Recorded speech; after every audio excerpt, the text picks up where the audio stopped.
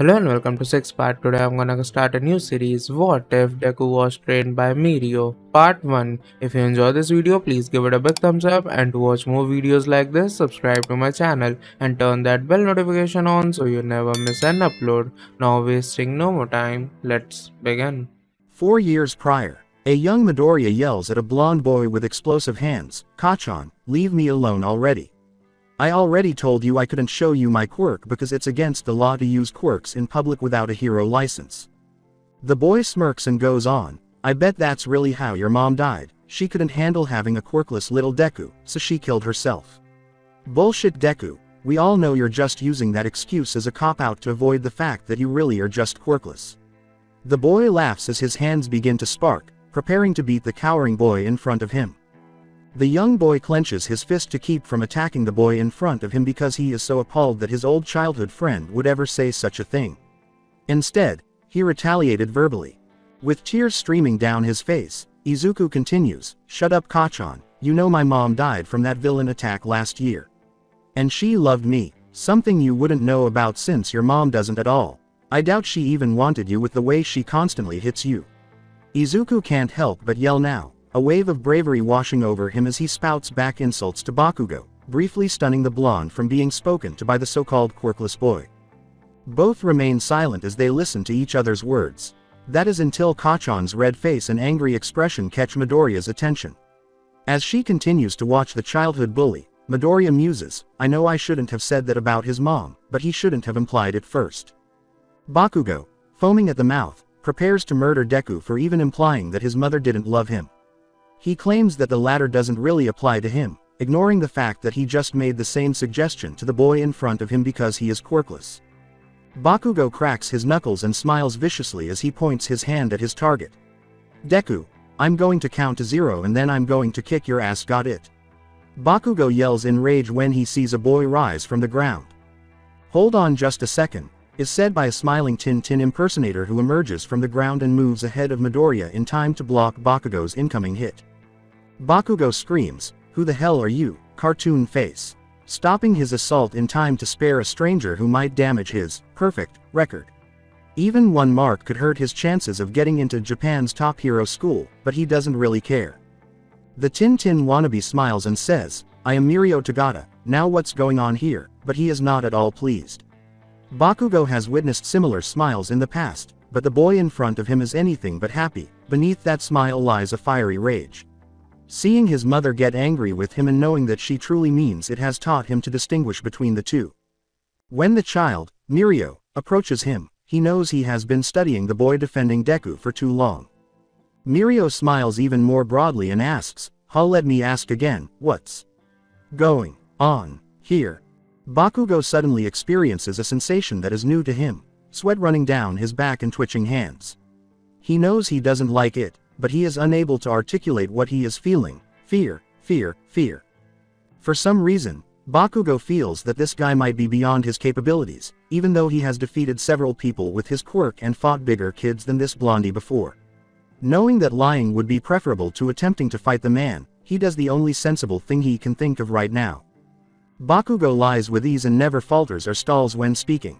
"TCH, stupid Deku here and I were just playing hero and villain. He fell while I was trying to catch him and then started crying like a baby." Nothing occurs for a full minute, and Bakugo believes he will be let go because maybe the man did believe what he said. He then notices from the boy's eyes that he doesn't believe it. The seemingly innocuous boy remarks, "That's funny because I could have sworn you were going to blow this boy's face off with your explosive quirk. Right, after you told him his mother killed herself because, what was it? Oh yes, he was quirkless." For the first time in his life, Bakugo flees from his opponent without hesitation. However, Izuku remains on the ground, stunned by what he has seen. It was the first time that Kachan was being challenged. This has never been done before, and not less for him.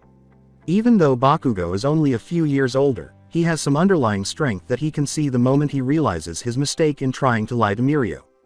Even he can feel the sweetness trickle down his forehead as the air around them becomes tense. Izuku knows Bakugo is a child not to be trifled with the instant he flees.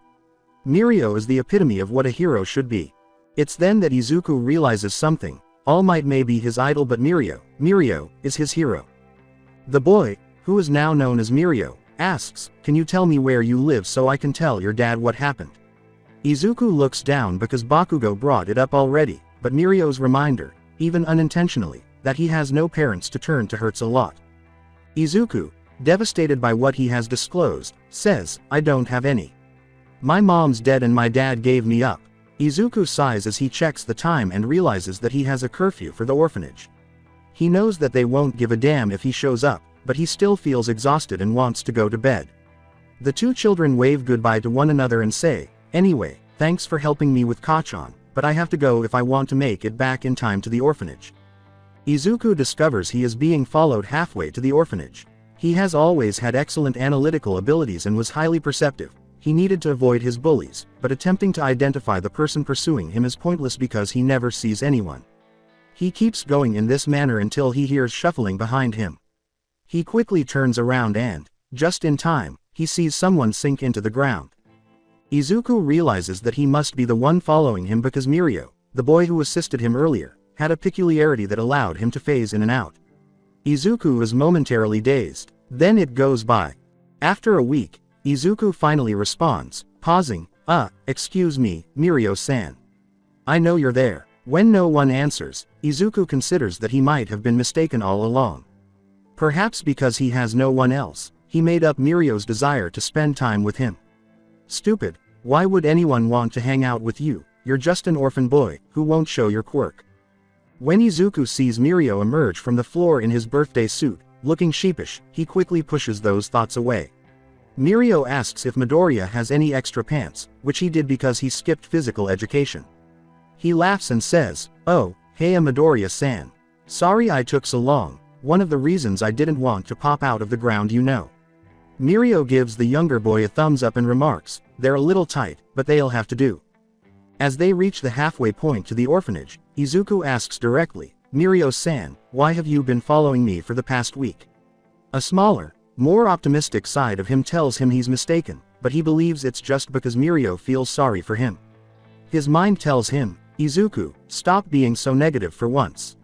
Not everyone is like Kachan." Mirio pauses his current position and gives Izuku a brief frown. Until he finally speaks and reveals the reason he has been following him all along, he appears to be unable to decide whether or not to tell the truth. Mirio pauses and looks at Izuku, frowning, "But then after you left, I followed, because I wanted to speak to you more about what you said. I was curious about you." Mirio concludes by looking a little embarrassed at being noisy, but not at all because he helped the smaller boy.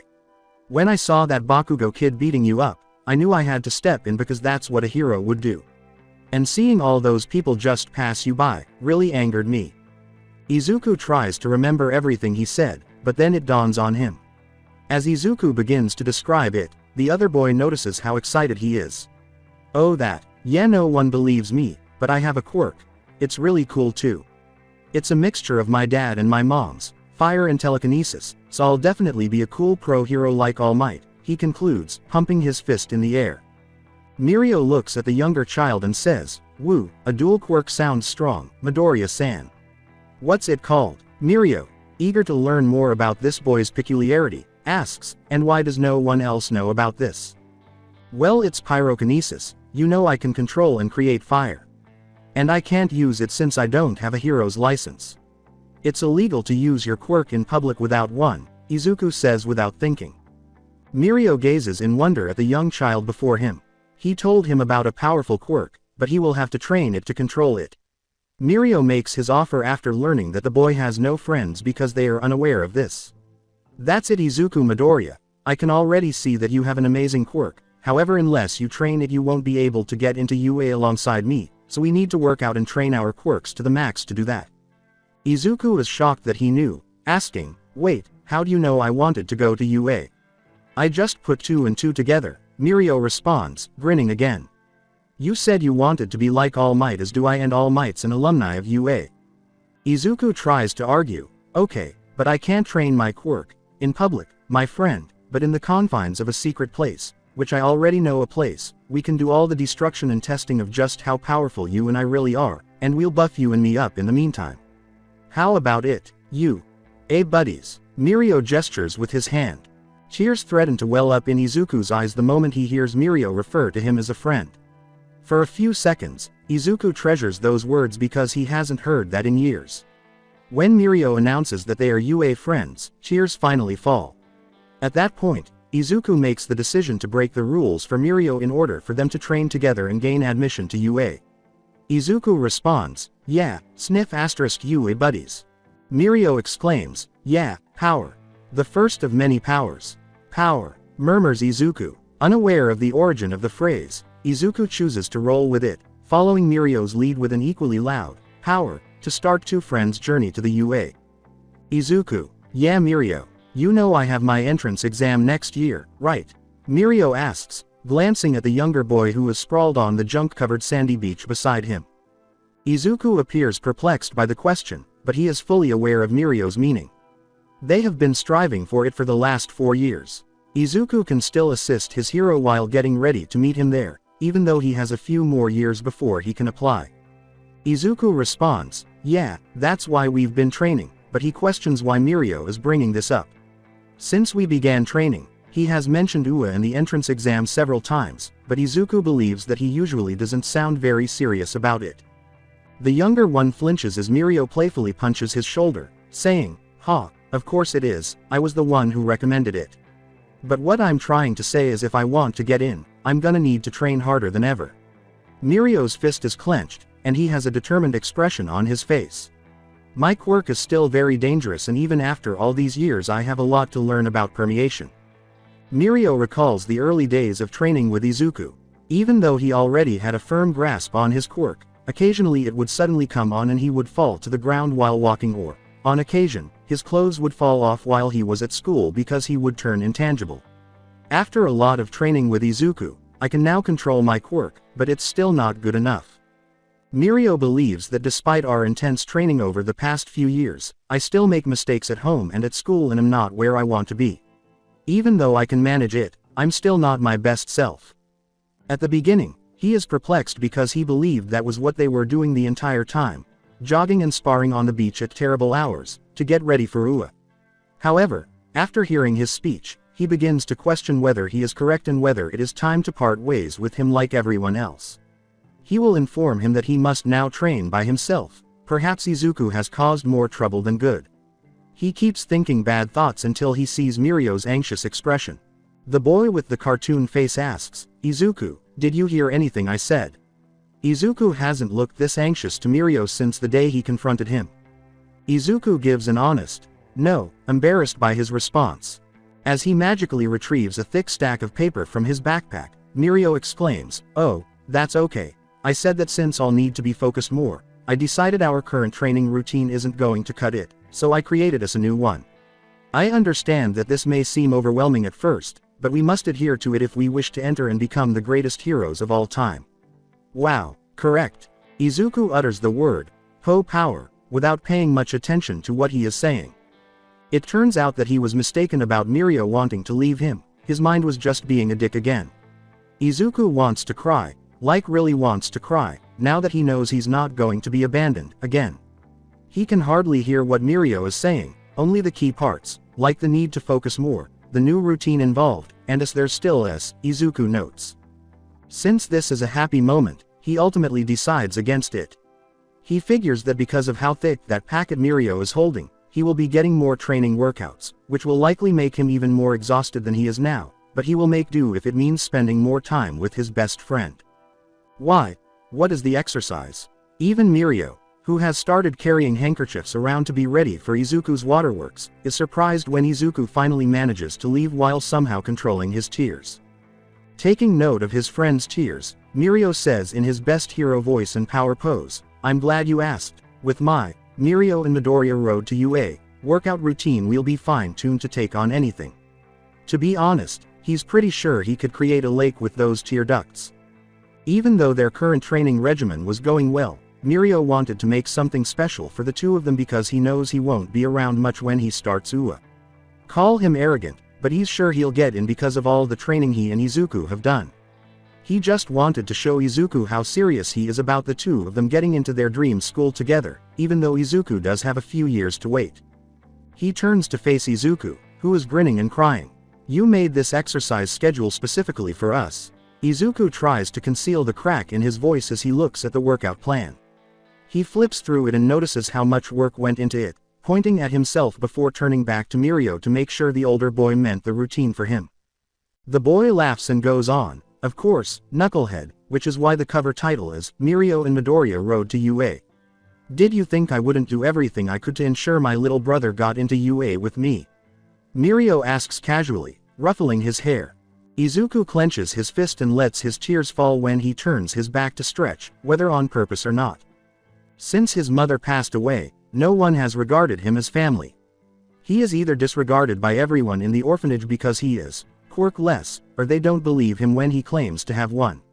He has repeatedly told them that he is technically unable to show them for legal reasons, but they don't give a damn. Bakugo is leading the cavalry while he is being bullied at school for the same reason. When Mirio continued to help Izuku with his quirk and hang out with him whenever he was by himself, Izuku was taken aback. He supposes he shouldn't be, though, because he and Mirio promised to become the greatest pro-heroes ever. Heroes never break their word, and they were UA friends after all. To Mirio, this might just seem like an exercise regimen, but to Izuku, it's much more. Turning around, Mirio notices that Izuku is still grinning and preoccupied with the homemade workout. When Izuku finally looks him in the eyes, they both unconsciously think the same thing. That's why I must work hard to not let you down. Izuku, we're UA buddies, don't think I have forgotten. The entrance exam is 10 months away. Now just because I'm going to UA. Aren't you being a little cocky? Mirio tuts, no, now let me finish, and then chops Izuku's head off. Mirio tries to glare at the younger boy, but his face falters as he says, as I was saying, just because I'm going to UA doesn't mean you can get away with kicking back and roasting marshmallows, got it? Izuku punches him in the stomach and says, oh, come on, it was one time and you enjoyed those s'mores just as much as I did. Then, remembering Mirio's peculiarity, he falls straight through the boy and onto his face. Mirio yells briefly before ending in a normal tone, semantics, Izubro. What you need to know is how to convert our workouts so your Izuku knows what he's going to say and prepares himself. POWWWERR never gets stagnate. Disregarding the green-haired boy who has just gone through his body and is already getting color-coded pages out, Mirio casually remarks, your quirk is still developing, so you need to constantly train to keep up with it. He begins to describe the details of the recently updated Mirio and Midoriya Road to UA Max Power workout plan while grinning his trademark smile at Izuku, who has not yet gotten off the ground. Izuku cleans up and then tries to covertly wipe his eyes because his best friend of the last 4 or nearly 5 years is attending their ideal school. Izuku is certain that Mirio will be admitted, even though he is aware that he still needs to take the entrance exam. If I believed in him, what sort of friend would I be? Izuku believes that all of our efforts are paying off. He was aware, however, that Mirio's actual training had only just started. He does, however, secretly believe that this marks the end of their journey together. Instead, he will be judged by Mirio to be too weak to keep up, and since they are already at different levels, he will no longer be able to train with Mirio.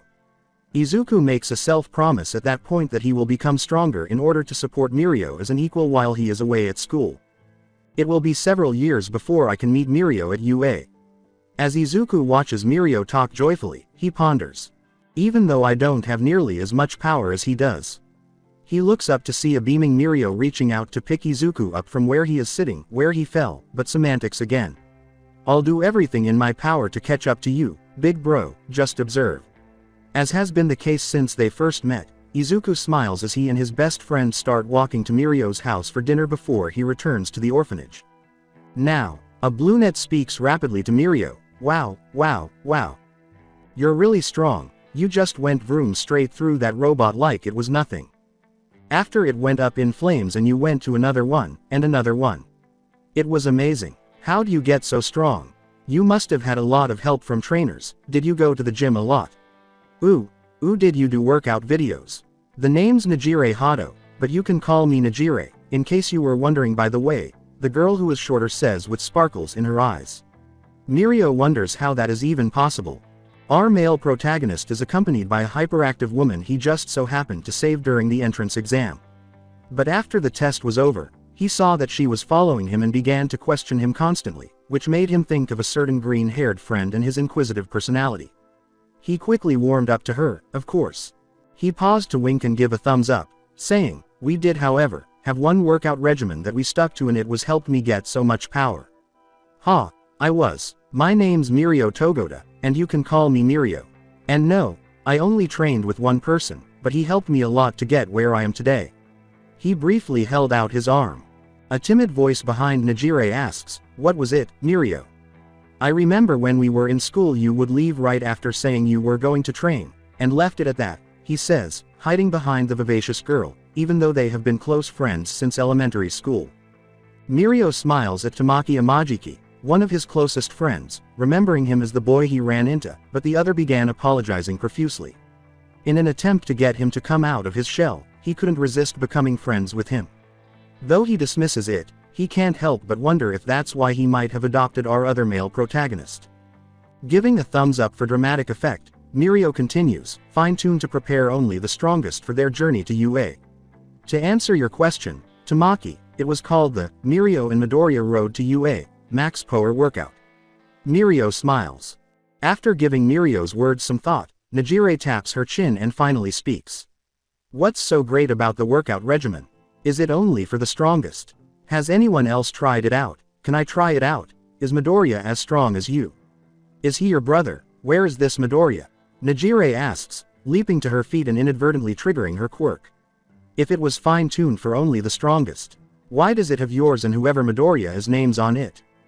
Tamaki taps the blue-haired girl's back when she notices her flushed face, telling her to stop asking so many questions. As she waits for his responses, Najire, sensing the hint, gives the blonde boy she recently became friends with an apologetic smile. While waiting for the entrance exam, he observed that others seemed to find it impossible to keep up with the blue-haired girl. However, for a seasoned warrior like Mirio, who has dealt with Izuku's mumbling, he is able to happily answer all of her questions, crossing them off his list as he goes. As he expresses gratitude to his friend for the brief break from questions, Mirio can't help but notice how much she resembles Izuku. Mirio tells himself, "I'm gonna keep her." He pauses in the middle of a step to turn around and face Najire, which brings me to your question about why it has our names on it. Well, first off, Midoriya is my best friend, lil bro, and while he is strong, he hasn't yet defeated me in a spar. So the name just suits our goal, not to mention how strong it's made us, Mirio says, flexing, as he rubs his head. "We've been training together for years and made a promise when we were younger that we would get into UA together." Mirio smiles at the memory. Najire replies, mimicking karate chops, "Ooh yeah, can't deny that. You destroyed those robots like they were plush toys, no doubt you got top scores on the entrance exam." With a whisper, Tamaki says, "Yes. Your workout regimen with Midoriya shows. How is he doing?" With a proud pounding of his fist to his chest, Mirio declares, "He's doing pretty good. As you know, Tamaki, Izubro may still be in middle school, but he's a shoo-in for UA when he applies for the hero course." Najire keeps asking until she has to take a breath. "Ooh, can we meet him? Do you have a picture of him? He sounds adorable. Is he really your brother or you called him your best friend first? Which one is it?" According to Tamaki, "Well, actually, I've already met him," and raises his hand. He notices this and lowers it, a little embarrassed, but noting that neither of them laughed. When Mirio realizes what he called Izuku, he pauses to look at the shorter girl and laughs heartily. He is shocked that he allowed the nickname to slip so easily, but Izuku is actually like a brother to him, and Tamaki is already aware of their strong relationship because he has occasionally joined them on their cheat days.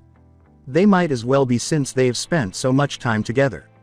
With a smile on his face, Mirio chooses to show her his favorite photo of the Mario brothers from last Halloween, in which he plays Mario and Izuku plays Luigi. The two boys in the photo are dressed up as famous video game brothers, and Najire can't help but swoon over their adorableness.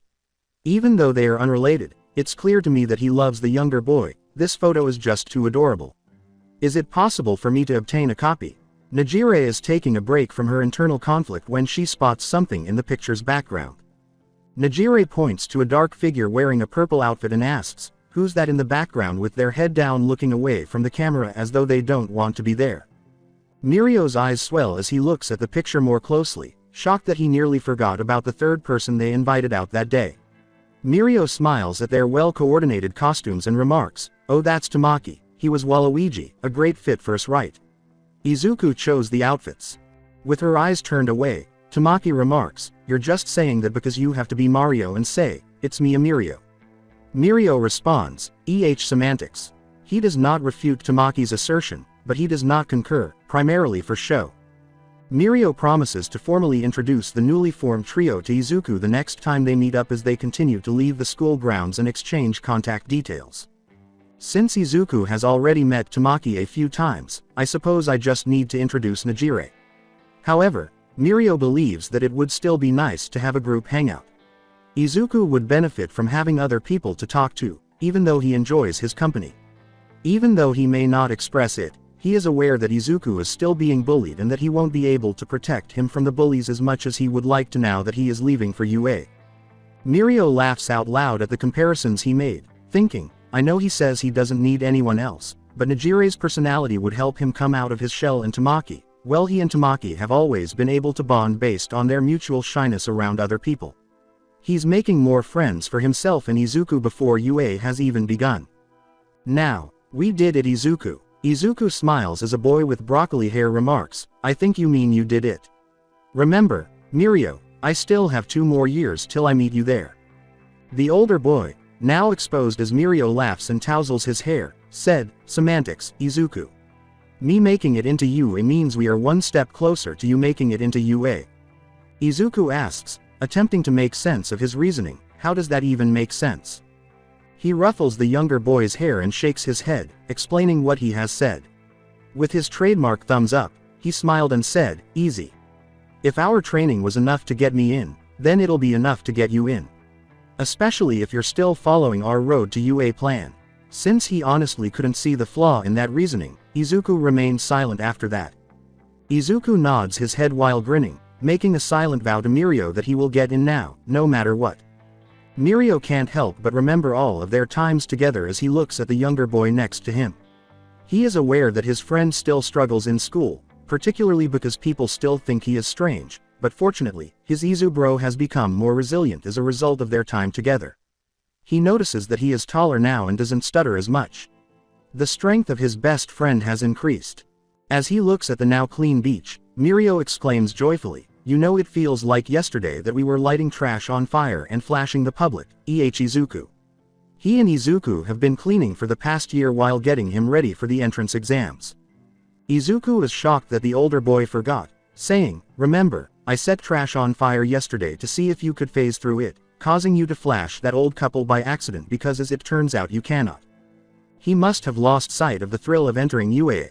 Izuku shakes his head and chooses to overlook it this time, already aware that he will have to overlook many more mishaps.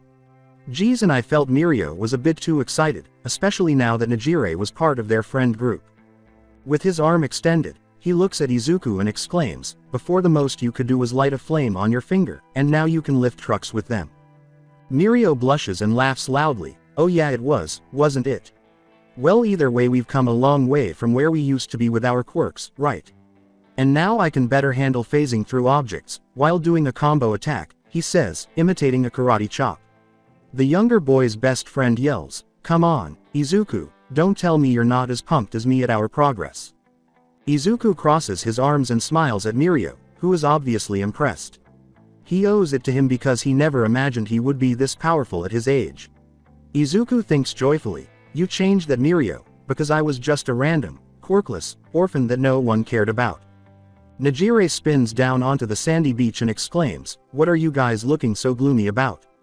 Were you guys having a serious talk? Oh, Tamaki, I told you we should have stayed back at the cafe." Both Mirio's second closest friend and Midoriya's, who appear to be shaking his face at the unaware girl, are slowly following her behind with a sullen expression. Najire covers his mouth and jumps in front of the sullen teenager, laughing and hurling denial after denial of his charges against her. "Najire, as I seem to recall, I was the one who told you to stay back, but you said that MMPRH.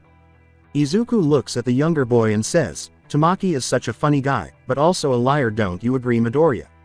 They laugh at their friend's actions. Ignoring the interruption, Mirio smiles and says, "Don't worry, Najire.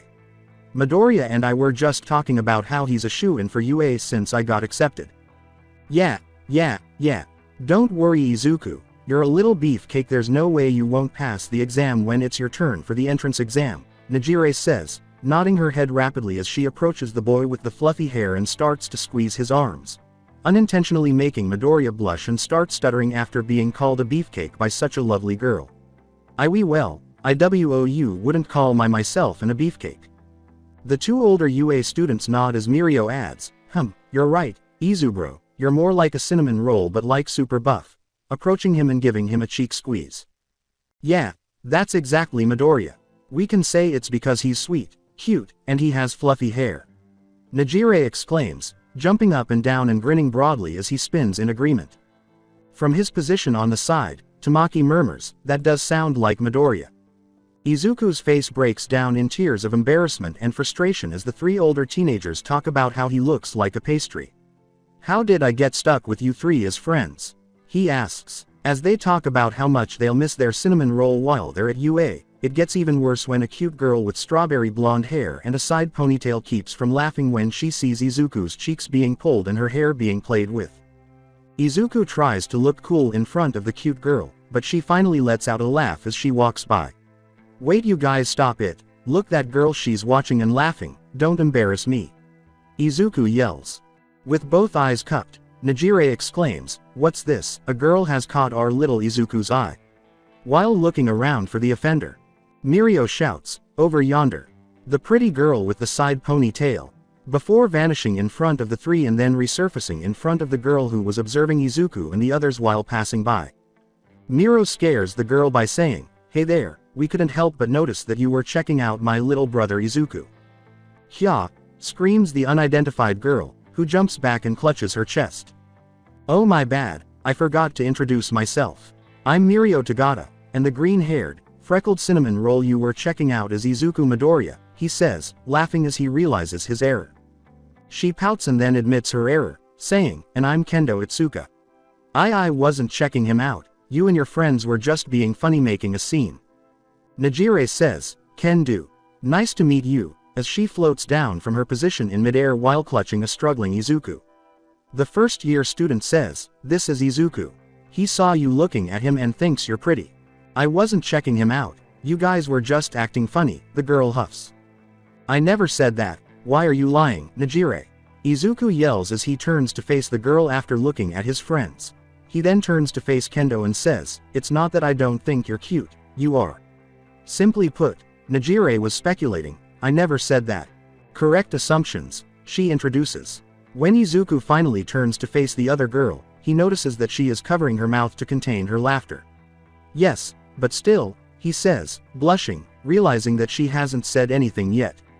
Your friends are right, you are adorable, she replies. And single, is what Tamaki whispers, startling Mirio and Nejire with her audacity. Fortunately for Izuku, Kendo did not hear the older boy. A few minutes later, as the five are talking, Kendo hears her name called to go home. The girl looks at the strange group of friends and says goodbye, not knowing when she will see them again. She smiles sadly. She shouts as she flees, I'm sorry, but I have to go. But it was nice to meet you four. When they stop seeing her, Izuku realizes he didn't get her number, which makes him sad. Nejire pats the younger boy's head and says, sorry Izuku. Better luck next time, even though he knows she's just using this as an excuse to touch his hair. What would she think if I chopped off my hair? Nejire says, her eyes glinting sharply, don't even consider cutting your hair, Izuku, got it? As they walk him back to the orphanage, he nods his head while keeping her hand in it and sighs, giving in to his faith. It's not like I don't enjoy it, he thinks, trying not to smile when she scratches his scalp. All three of the teenagers apologize to him for not being a better wingman as they continue to walk him to the orphanage, but they also pledge to help him more with the next girl. Don't worry Izuku, next time we'll get the girl's number before her name, Mirio screams. Nejire looks at the quiet boy who was already writing down the tip and says, ooh, yeah, that's a good idea, write that down Tamaki. As he tells the others, got it. Izuku nods and thanks them for the tips, although he secretly loves having these guys as his wingmen despite their terrible performance. Guys, I don't think that will, he sighs, doubting they'll listen. Izuku hopes to hear back soon. So, when do you think you can visit me again? I know you have school starting up and it'll be busy since it's your first year. She asks. Mirio taps his chin and recalls the schedule they were given. Although he is reluctant to acknowledge it, their first year is incredibly hectic. However, since Izuku is his best friend, he will make every effort to find time. With his megawatt smile, Mirio says, "Don't worry, Izuku. We'll come visit you and tell you about everything we've done as soon as Najire, Tamaki, and I have settled into classes." When Mirio makes a promise, Izuku feels a burning sensation in his chest, so he nods his head and smiles back, accepting what he has said. He hears three voices shout, "Power!" as he approaches the orphanage, and when he turns around, he sees Mirio striking his trademark pose alongside Najire and Tamaki. Izuku smiles as he leaves and imitates his best friend by shouting, "Power!" at him, knowing that Mirio will still find time for him despite his hero training. He hadn't seen Mirio, Najire, or Tamaki in 4 months. Even though he missed them, he couldn't really be angry about it because he knew they were occupied with their hero studies in school. He was actually pleased for them. According to what Mirio had been texting him, they had just received their hero suits, and he was no longer flashing people during combat practice because of the fabric. However, this was not the case for his other classes. Izuku pleaded for a photo of the three in their suits, but Mirio refused, stating that he wanted to be present to witness his response. Midoriya then stopped requesting the photo. Izuku did not, however, have an easy time with Mirio and the others gone. Despite Izuku's cries that he could handle them, Bakugo and his henchmen resumed their bullying outside of school as soon as they discovered that Izuku had returned to being a recluse and that they were preoccupied with UA. With a menacing smile, Bakugo yelled, "Oi, Deku, where are your guard dogs? Finally see how useless you were and decided that you weren't worth the trouble." Behind him, his lackeys are giggling at their leader's joke.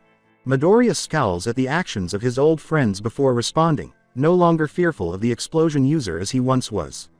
Izuku boastfully tells his bullies, "No Bakugo, they're going to UA to become awesome heroes. They're just busy right now so they can't visit me." When the strange boy insults him by asking, "What did you just call me?" Veins appear on his forehead. Eyes widening at the sight of an explosive fist approaching his face so quickly that he's not sure even he can dodge it in time. Midoriya smirks as he looks Bakugo in the eyes and slowly says, "Bakugo." Even the lackeys behind Bakugo are taken aback by the intensity of it when they witness its immense size approaching Deku. Bakugo screams, "Never call me that again, Deku. Or I'll kill you." Like his lackeys, he starts to worry when he doesn't hear a response from behind the smoke cloud. Since the nerd hasn't spoken in a few minutes and the power he used was sufficient for a howitzer impact, it's possible that he went too far with his explosion. "Deku, this isn't funny, get your ass up and fight back like the nerd in you usually does." The winged lackey, scanning the courtyard they were in for any witnesses, remarks, "Dude, I think you went a bit overboard on the dork." The other lackey nodded while heavily perspiring. Bakugo says in a slightly panicked tone, "Shut up, I'll let you know when I go overboard." Over the still disappearing smoke, a sickly sweet voice says, "No, no. I think the chubby boy and the weird-looking boy are right, you went a bit overboard on my little cinnamon roll." When Bakugo recognizes that voice as that of the slightly cocky girl who hung around Izuku and was prepared to beat up anyone who messed with the nerd, he freezes up and decides that he has officially messed up. He searched the area but was unable to locate the voice. Finally, he and the other two boys slowly raised their heads to see that the girl was holding Izuku in her arms while the boy was sulking. "Fucking nerd, why are you pouting?" Before returning to panicking at the sight of the girl, Bakugo thought, "Be grateful, a hot girl is holding you in her arms." Najire smiles as she slowly lowers herself in front of the boys, allowing Izuku, who is still pouting, to jump down next to her. Mirio appeared nude from the ground and said, "Oh, come now, Izu bro, you know you like being in Najire's arms cuddled up like that." Tamaki then approached with pants for the boy. Mirio chuckled and said, "Oh, thank you Tamaki." Izuku said in a red face, "I do not," in an attempt to hide it, but the others could see that he was lying. Before jumping on the boy's back and putting her arms around him like a koala, Najire says, "Aw really Izuku, so you don't like when I hug you like this either." This makes him blush even more than he already did, and the other two laugh, while the three bullies stand motionless, afraid to move in front of Deku's bodyguards. Izuku tried to remove Najire but was unsuccessful. "Come on guys, you're embarrassing me in front of my bullies," he said. Since I last saw her, she has become much stronger. Izuku let the girl adjust herself on his back so she could carry him, sighing as he accepted his fate. With a gloomy aura, the three shift their attention to Bakugo and the others after realizing the bullies were still present. Ah, thank you for reminding us, Izu bro. We almost forgot with how you were flirting with Nejire, laughed Mirio. Izuku freezes and turns to Mirio, feeling deceived and perplexed as he is unsure of when he was actually acting in that manner. Yushi, I was never. Izuku's shoulders slump as he turns to face his terrified tormentors, who are now flushed with jealousy at the boy with the attractive girl on his back, who is looking at them with murderous intent. Bakugo and the others are a little alarmed when Mirio says, "Now I thought we told you to leave our Izuku alone." Bakugo, with his arms folded across his buff chest. Teens shouldn't have that much muscle. They let out an inward scream. Yeah, our cinnamon roll beefcake has done nothing to you. So why do you keep tormenting him about being an orphan? That's not very nice or heroic, you know. We could tell a hero at UA, and since they don't tolerate bullying, you'll have a harder time of ever getting in there, Nejire said. Bakugo nearly throws up at the thought of his chances of winning UA being gone in that instant. Blood pours from his face. He became even more terrified as he turned to face the expressionless nerd. He had a trump card the whole time he was harassing him. The damn nerd likely wanted to destroy my chances of getting into UA and was allowing me to do this in order to blackmail me. They were still looking at him menacingly, waiting for him to respond, when he turned to face them again. Tisk, the damn nerd acts all high and mighty while being quirkless. He can't be a hero like that, so I'm teaching him his place. When Nejire yells, "How many times does Izuku have to tell you? He's not quirkless." The three younger boys give him perplexed looks. Tamaki whispers to Bakugo, who is now having difficulty speaking, "That also doesn't explain why you bring up his orphan status, as well as explain the reason for making fun of the fact his mother died, no less." Bakugo knew he was in trouble the moment he heard Nejire mention that he had made fun of Deku for being an orphan. The best way for Bakugo to avoid answering that was to respond by explaining why he mocks his dream of being a hero while quirkless. The nerd may claim that he isn't, but he hasn't seen him use any power yet. As he concludes his explanation to the airhead, he realizes that the emo guy's repeated question has eliminated any possibility of him leaving. The two lackeys were too shocked to go and help their leader, and Bakugo was still reeling from learning that his dream of attending UA could be taken away, but what shocked him the most was the fist in his face. I don't know. Okay, I was furious that somehow, despite being a stupid orphan, despite his mother being dead, and despite his quirklessness, he still wanted to be a hero. His foolish optimism was constantly getting on my whack. Before becoming his bashful self again, Tamaki remarked, "It is not heroic at all to taunt someone with the death of their mother because you are jealous. And for the last time, Izuku is not quirkless, he just doesn't like breaking the law." Mirio steps in. Of the four members of their group, Izuku could honestly say that he never would have imagined Tamaki would be the one to punch Bakugo for what was said. Sure, Tamaki was the one who asked why Bakugo felt the need to bully Izuku all the time and use his mother's death as ammunition, but Izuku would have guessed Mirio or Nejire before Tamaki. Nejire says, "Wow Tamaki, I never guessed you had it in you," as she looks at the quiet boy who just punched the younger bully and is now standing in a corner. "Well done, Tamaki. Izu bro, wouldn't you agree that our sparring sessions are paying off? What a punch." Mirio yells as he watches the bullies flee, one of them clutching a bloody nose. Izuku laughs and says, "Yeah, Tamaki, you really put a lot of power in that punch." After the other three fall silent, Mirio erupts in laughter and throws an arm around Izuku, keeping an eye out for Nejire, who is still clinging to Izuku. Mirio announces, "We sure did miss you, Izuku," as he ushers the boy off to his home. Nejire gives Izuku a tighter hug and says, "We're sorry we haven't visited you. School has been so busy, but now we're on break for a whole week." From the side, Tamaki says, "We'll make it up to you." Izuku smiles tearfully and says, "Thank you, guys, but I know how tough UA is, so no need to apologize." With a fist in the air, Mirio declares, "Nonsense Izuku, we are your friends, nay family, so it is our duty to always make time for you. This week is solely devoted to you," with Nejire and Tamaki trailing closely behind. Unable to contain himself, Izuku raises his fist in the air and says, "Thanks guys." Mirio pulls out a picture of the three in their suits and says, "But first we have to show you our costumes." Najire takes out her phone to record Izuku's awe at their amazing attire. Oh man, look at Najire's, you look amazing in it. I bet it supports your wave motion quirk with those gauntlet, and Tamaki's cloak looks so cool and mysterious. Whoa Mirio, yours is so cool. But what's the number on it for? The older three boys grin and start to explain after laughing at the younger boy's expression.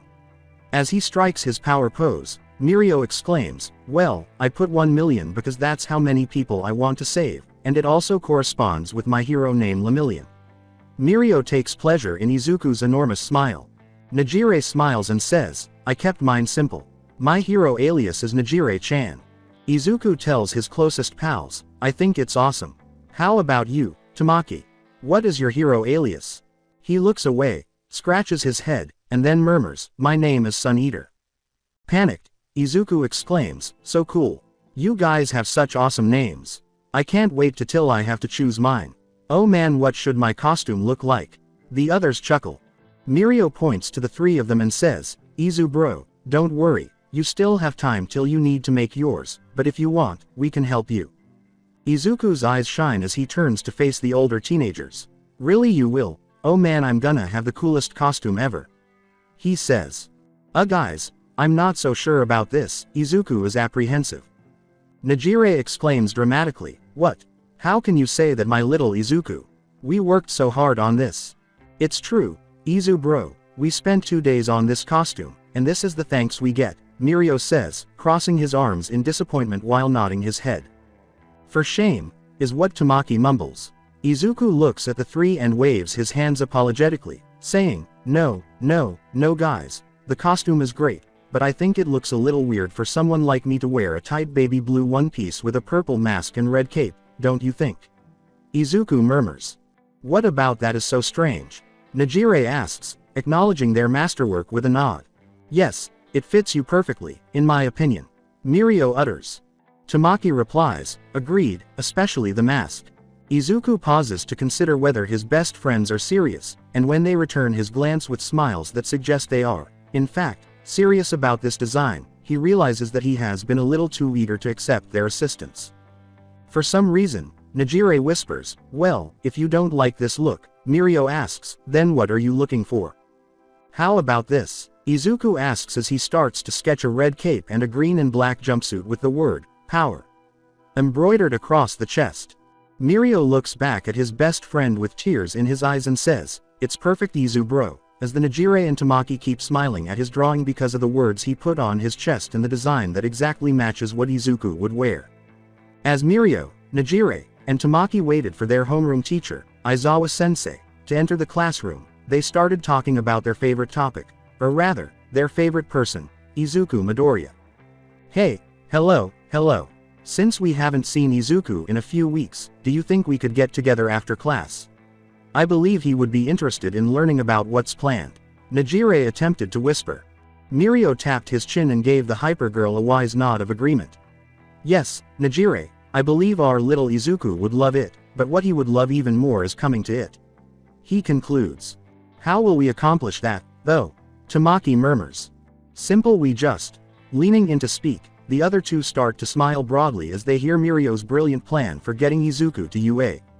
After a few minutes of talking, their sensei finally enters the room, addresses the class or what's left of them, tells them of the impending event they must prepare for, and expels the rest for having no potential. Okay class, you've all been doing well academically, but if you want to prove to the pros you have what it takes to be a real hero, then you need to prepare yourself for the sports festival that's coming up, as most of you had already predicted, said an exhausted voice. The three friends seated in the back are unable to control their excitement about the impending event, where they must give it their all if they wish to shine. That's all for now, head over to Gym Gamma for combat practice with Smentos.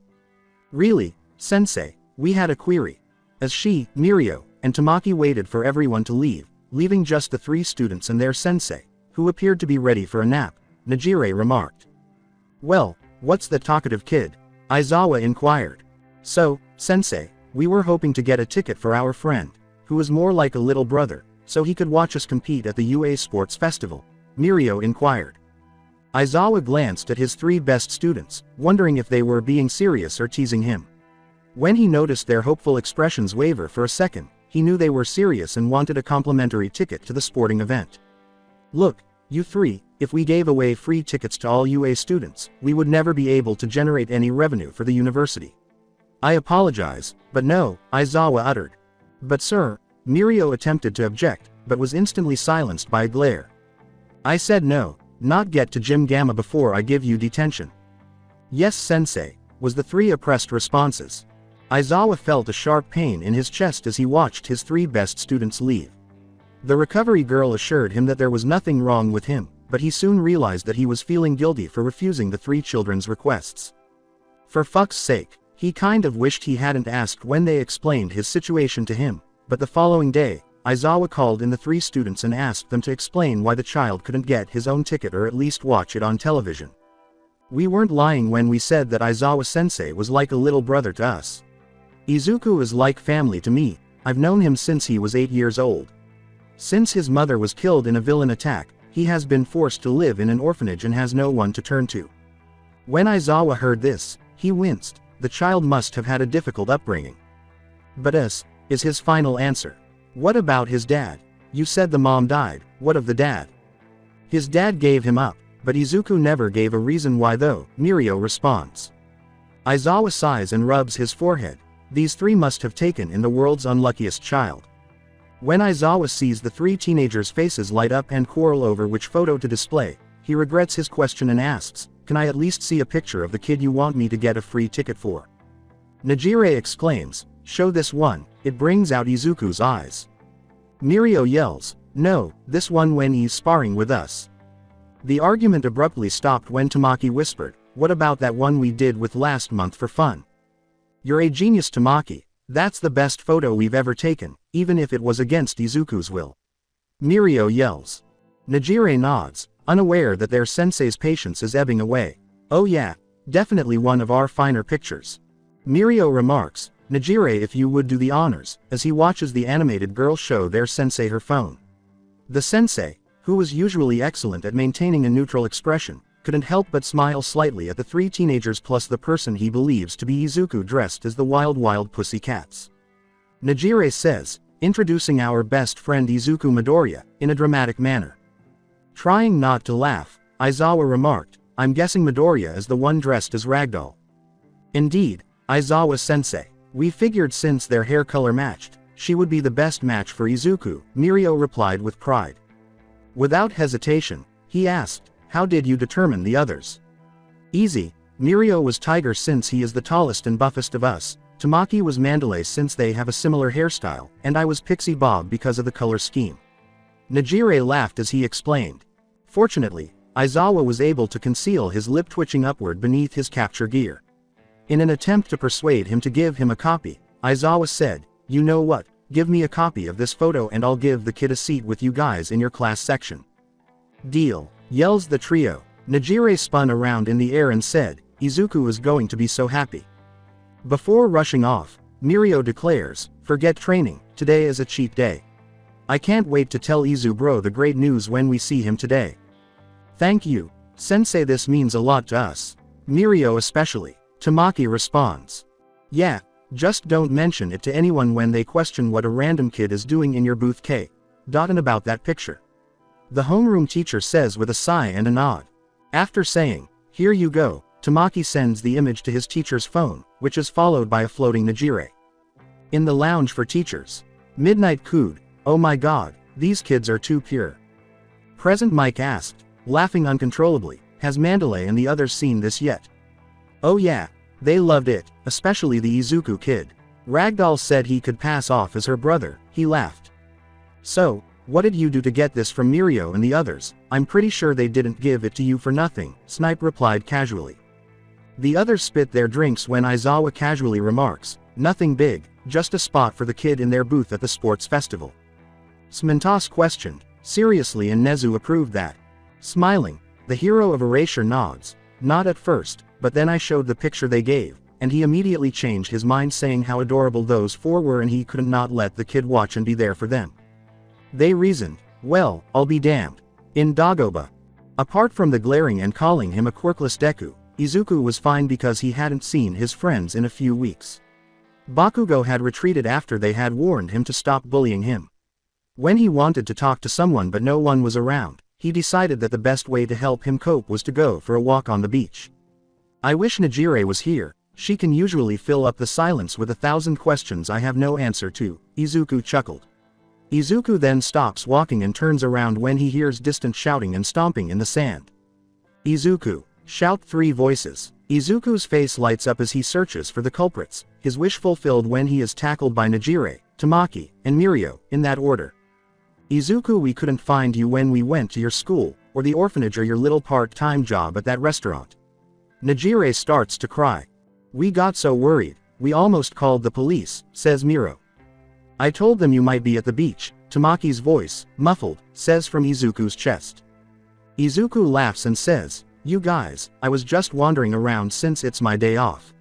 He explains, from working out too, and he appeases the Tintin wannabe by seeing him smile again. Najire exclaims, oh well that's good, oh guess what? Izuku forfeits the game to Najire and requests the answer right away since he already knows that if he plays this game, he will be here all night. Yes, 124-0. Still the reigning champ Izuku, Najire exclaims, and Mirio steps in to explain their excitement. Izu bro, it took some talking to and a little bribery, but guess what we got? What? We got you a ticket to the UA Sports Festival that's happening in 3 weeks, and not only that, you get to be in our booth, said the man. When Izuku heard what his best friends had to say, he nearly passed out. It seemed too good to be true to be sitting in the same booth as them at the UA Sports Festival. They couldn't possibly be telling the truth. Tamaki puts his hand on the younger boy's shoulder to stop him from mumbling and says, Izuku, we're telling you the truth. As Mirio watched the shocked expression on his little sidekick's face, he said, yeah, and Aizawa-sensei rarely lies. He expelled half our class for having no potential just like he said he would. So, you mean I'm going to the UA festival? Wait, with what? You said you had to bribe the teacher. Najire says naively, well, not bribe per se, we just told him a little bit about you and gave him that photo we took last month, not anticipating the subsequent outburst she gets when Izuku attacks her. When she loses her balance after he jumped on her without warning, he yells, you did what? And exclaims, that picture was for our eyes only. With a laugh in his eyes, Mirio remarks, oh, come on Izuku, that picture was one of a kind, even the person who took the photo first said so. The two were standing on the sand. Najire laughed and enjoyed how his face turns red when he tries to get off, but fails as Najire gives him a tighter hug. Yeah Izuku, you can't expect us not to show that cute picture of the 4 of us, Najire said. Izuku yelled, still trying to move past what his friends had done, yes, I can. The only reason I agreed to dress up as Ragdoll was because Mirio said he'd buy Katsudon if I did. That picture was against my will. Upon concluding that she had sufficiently tormented him, Najire released the younger boy and wiped the sand from their bodies. Mirio boasts, unaware of how incredibly mistaken he was, don't worry Izuku, I doubt Aizawa-sensei even showed it to anyone. He probably just wanted it because his 3 favorite students were in the picture. Izuku asks, really, you think so? Of course, I do. Now come on, we need your help to prepare ourselves for the UA festival, power. Mirio yells. As she strikes her power pose, Najire exclaims, power. Tamaki mumbles, power, while striking a similar power pose. Power, Izuku yells, thrilled to witness UA students engage in close combat, already forgetting that the entire UA staff might have witnessed him in his wild, pussycat costume. What are the chances? Before sprinting to join the others for their spontaneous jog, Izuku pondered. Najire pauses her steps and asks, wait a second, Mirio, you said today was AS cheat day. Once again striking his power pose, Mirio exclaims, oh yeah I did. Okay then onwards to my house for Katsudon. Onwards, shouts Izuku. Najire and Tamaki shout, onwards, as they rush to Mirio's house, trailed by the blonde and green pair. Izuku kept track of the days until the first-year sports festival in the UA. Mirio and the others had told him 2 weeks prior that he would be attending, and from the first year's booth, at that. It was time at last, after what felt like months but was actually just a few days. Izuku smiled as he approached the stadium and said, today is the UA Sports Festival. And I get to watch Mirio, Najire, and Tamaki compete.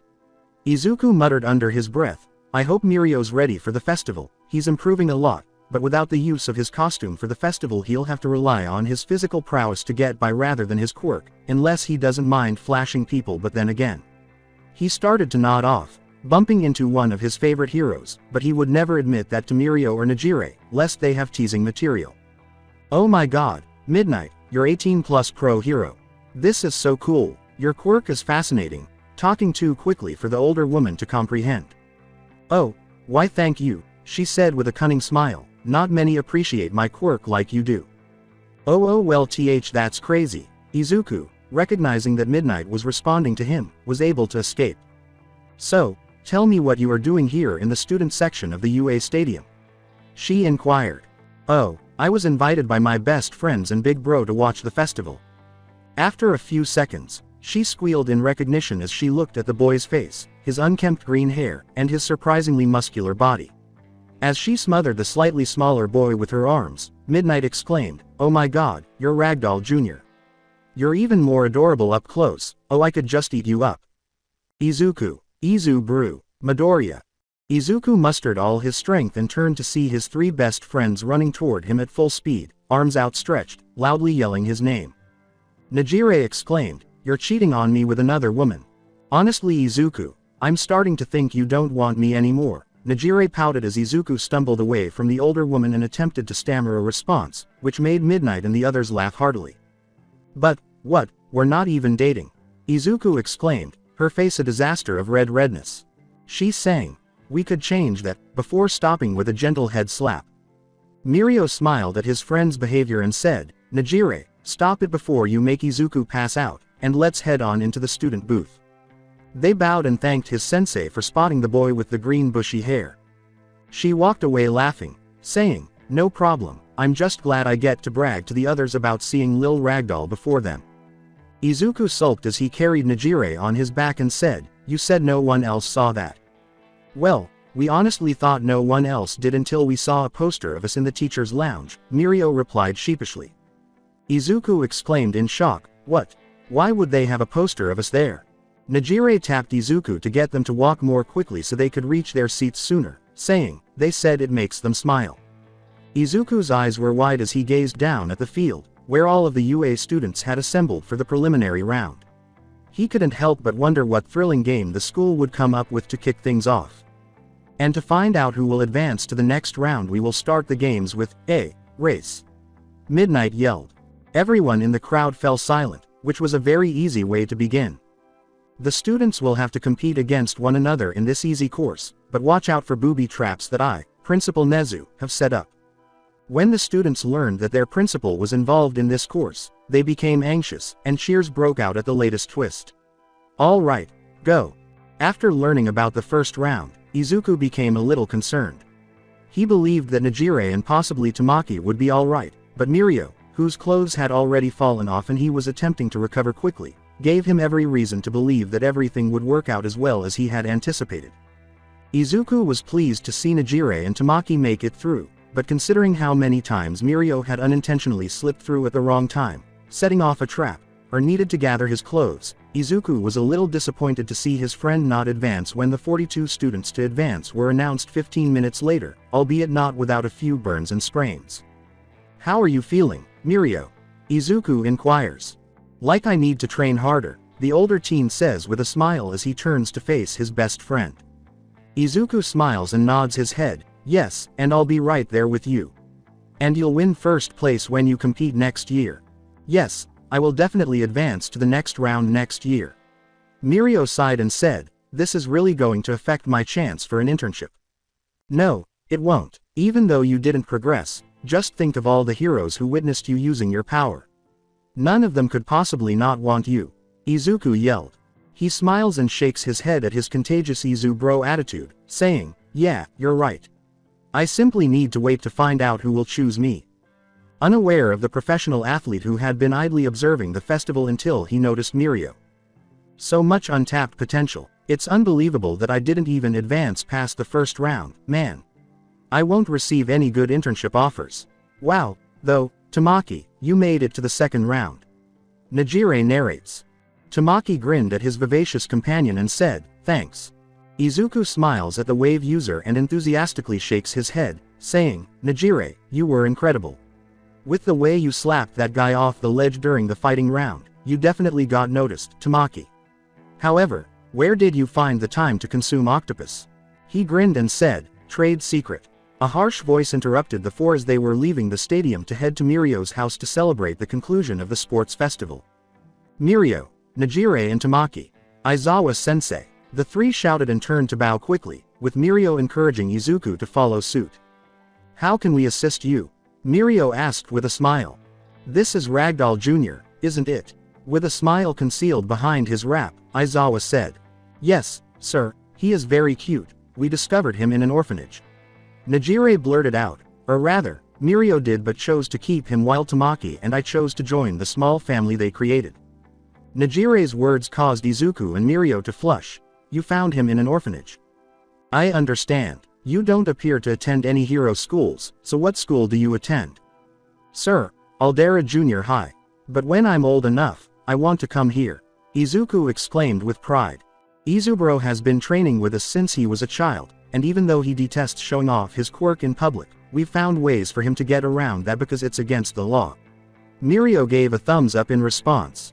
Aizawa remained silent when the other boys admitted it. In fact, he thought it was cute that the child adhered to the quirk laws when so few people do. "Well, the other teachers still want to meet you, and I'm interested in your peculiarity, so even though I don't do this very often, you don't have to worry about going about the illegal quirk usage on the weekends, so I'll let you train with Mirio and the others in one of UA's training facilities," Aizawa said casually, "but you'll have to make do with your regular training the rest of the week." His students were mostly surprised that he was being so accommodating, as evidenced by the four children who were standing in front of him and staring at him. "Thank you so much for this, Mr. Aizawa. We pledge to be considerate of your hospitality." Mirio and the others repeatedly urged Izuku to bow as they promised. "Yes, sir." Another smile spread across Aizawa's face as Izuku spoke. Aizawa walked away after saying, "Whatever, here's a student pass for him to use, now get out of here before I expel you." "Well, did he plan this or was he just carrying that around?" Izuku inquired. "Who knows, but notice that we have a weekend training location." Mirio yelled, thrilled by the possibility. "Yes, yes, yes. Let's go celebrate. Cry Najire." "Yes, Power," Mirio yelled. "Power, Najire, Tamaki," and Izuku shouted. Nezu inquired, "So, did you meet the boy?" "Yeah, he's as innocent as the picture showed him to be. Also I invited him to train his quirk with Mirio and the others on the weekends here," Aizawa replied. Nezu inquired inquisitively, "Now why in the world would you do that?" He shrugged, ignoring the other faculty members who were smiling at the typically stoic man's kind offer. The kid apparently follows quirk laws to AT, and while Mirio and the others train with him they have trouble with his quirk training since he's such a goob. Before leaving, Nezu remarked, "I see, well, then I approve of your actions and can't wait to meet the boy."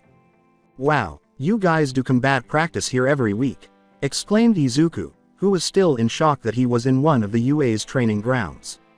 Najire remarked from Izuku's back, "Yeah, it's so fun kicking each other's butt." "That's right, although I'm still trailing behind on fully controlling my quirk," Mirio admitted with sadness. "That may be true, Mirio, but isn't that what you're here for, to learn how to fully control it and become the #1 hero?" Izuku gasped. Mirio grinned at his best friend, whose words of support were all he needed to recall his pledge to Izuku and the fact that, yes, that is the reason he was traveling to the UA. Mirio responded, "Yeah, that is why I am here. While that was a sweet speech and all, you said you came here to train your quirk, so show me what you've got so I know I'm not wasting my weekend." When Izuku saw that the teacher was letting him use his quirk, his eyes gleamed. "Yeah, okay, but you might want to back up." Izuku inhales deeply and lights himself, startling the teacher when he sees emerald flames encircling the boy, then the flames moving and raising the dumbbells on the side. Aizawa and the others pay attention to what he says and follow his instructions. He releases the weights and shoots flames from his hands, setting the targets in front of him on fire after demonstrating the telekinetic portion of his quirk. "This kid has ample control of his quirk already," Aizawa said. The words, "just wait," were spoken by Mirio, causing Aizawa to panic and turn back to face the boy who was still spewing flames. Izuku ran around, screaming, "Mirio! It's happening again!" as the flames continued to escape from his hands, burning his shirt and everything nearby. Mirio explains, "This is why we've been trying to train him, he still hasn't learned how to turn off the flames." He goes to knock Izuku out, but Aizawa simply activates his quirk, extinguishing Izuku's. A frowning Eraserhead and everyone else were soaked when the fire sprinklers went off a short while later. "I got myself into what? Well, obviously you need to learn self-restraint or control, either one, and maybe invest in some fireproof clothes," suggested Aizawa. That sounds good, but I can't afford the fireproof clothes," Izuku responded. "I'll just have to work on the self-control. UA has gym clothes that are fireproof, take a pair and I'll let Nezu know I allowed you to." He sighs, knowing that he was becoming too attached to the child. "For now, since I know what I'm starting with, you four can go and we'll start back tomorrow with Izuku dressed properly," he says, glaring at Izuku. With Mirio and the others right behind, yelping, Izuku dashes to the changing room in search of an extra shirt. Nezu arrives after the others have completely left and asks, "May I ask why you're doing so much for this boy?" "I don't know, I guess I feel bad for the kid having been dealt such a shitty hand," Aizawa sighed. "Seems like least I could do is help the kid reach his dream of being a hero, seeing as he has some potential." Nezu says as he turns to leave, "Well, alright, but that uniform is coming out of your pocket." Figured. After a week, in the cafe they were in, Izuku practically leapt out of his chair and asked, "So, guys, who did you get for your internships?" Najire declared with pride, "Well, I accepted Ryuko's agency invite." "I accepted because Fatgum wanted me," Tamaki muttered. "Whoa, that's amazing, you got such great heroes." Ryuko's an upcoming hero who is already in the top 30s while Fatgum isn't as high but still popular and has an exclusive agency. Izuku glanced at his companions with a starry, then turning to face Mirio and asking, "What about you, Mirio?" He was initially concerned about his results, but as Izuku stated, his worries were unjustified because he was invited by a hero that Izuku would likely like. Mirio proudly declared, "I received an invitation to Sir Night Eye's agency." "No way, Sir Night Eye was All Might's only sidekick. Once they split up, he made his own agency. The fact you got picked is amazing, Mirio. I knew heroes would want you." Izuku sighed in astonishment at his. Yeah, Izuku's always right." Mirio rolled his eyes for the statement. Before going to Mirio's house, Izuku was walking to Dagoba Beach to meet Mirio and the others. He didn't mind, of course, since he knew they would be busy with having such well-known heroes as their mentors, but his friends were very considerate.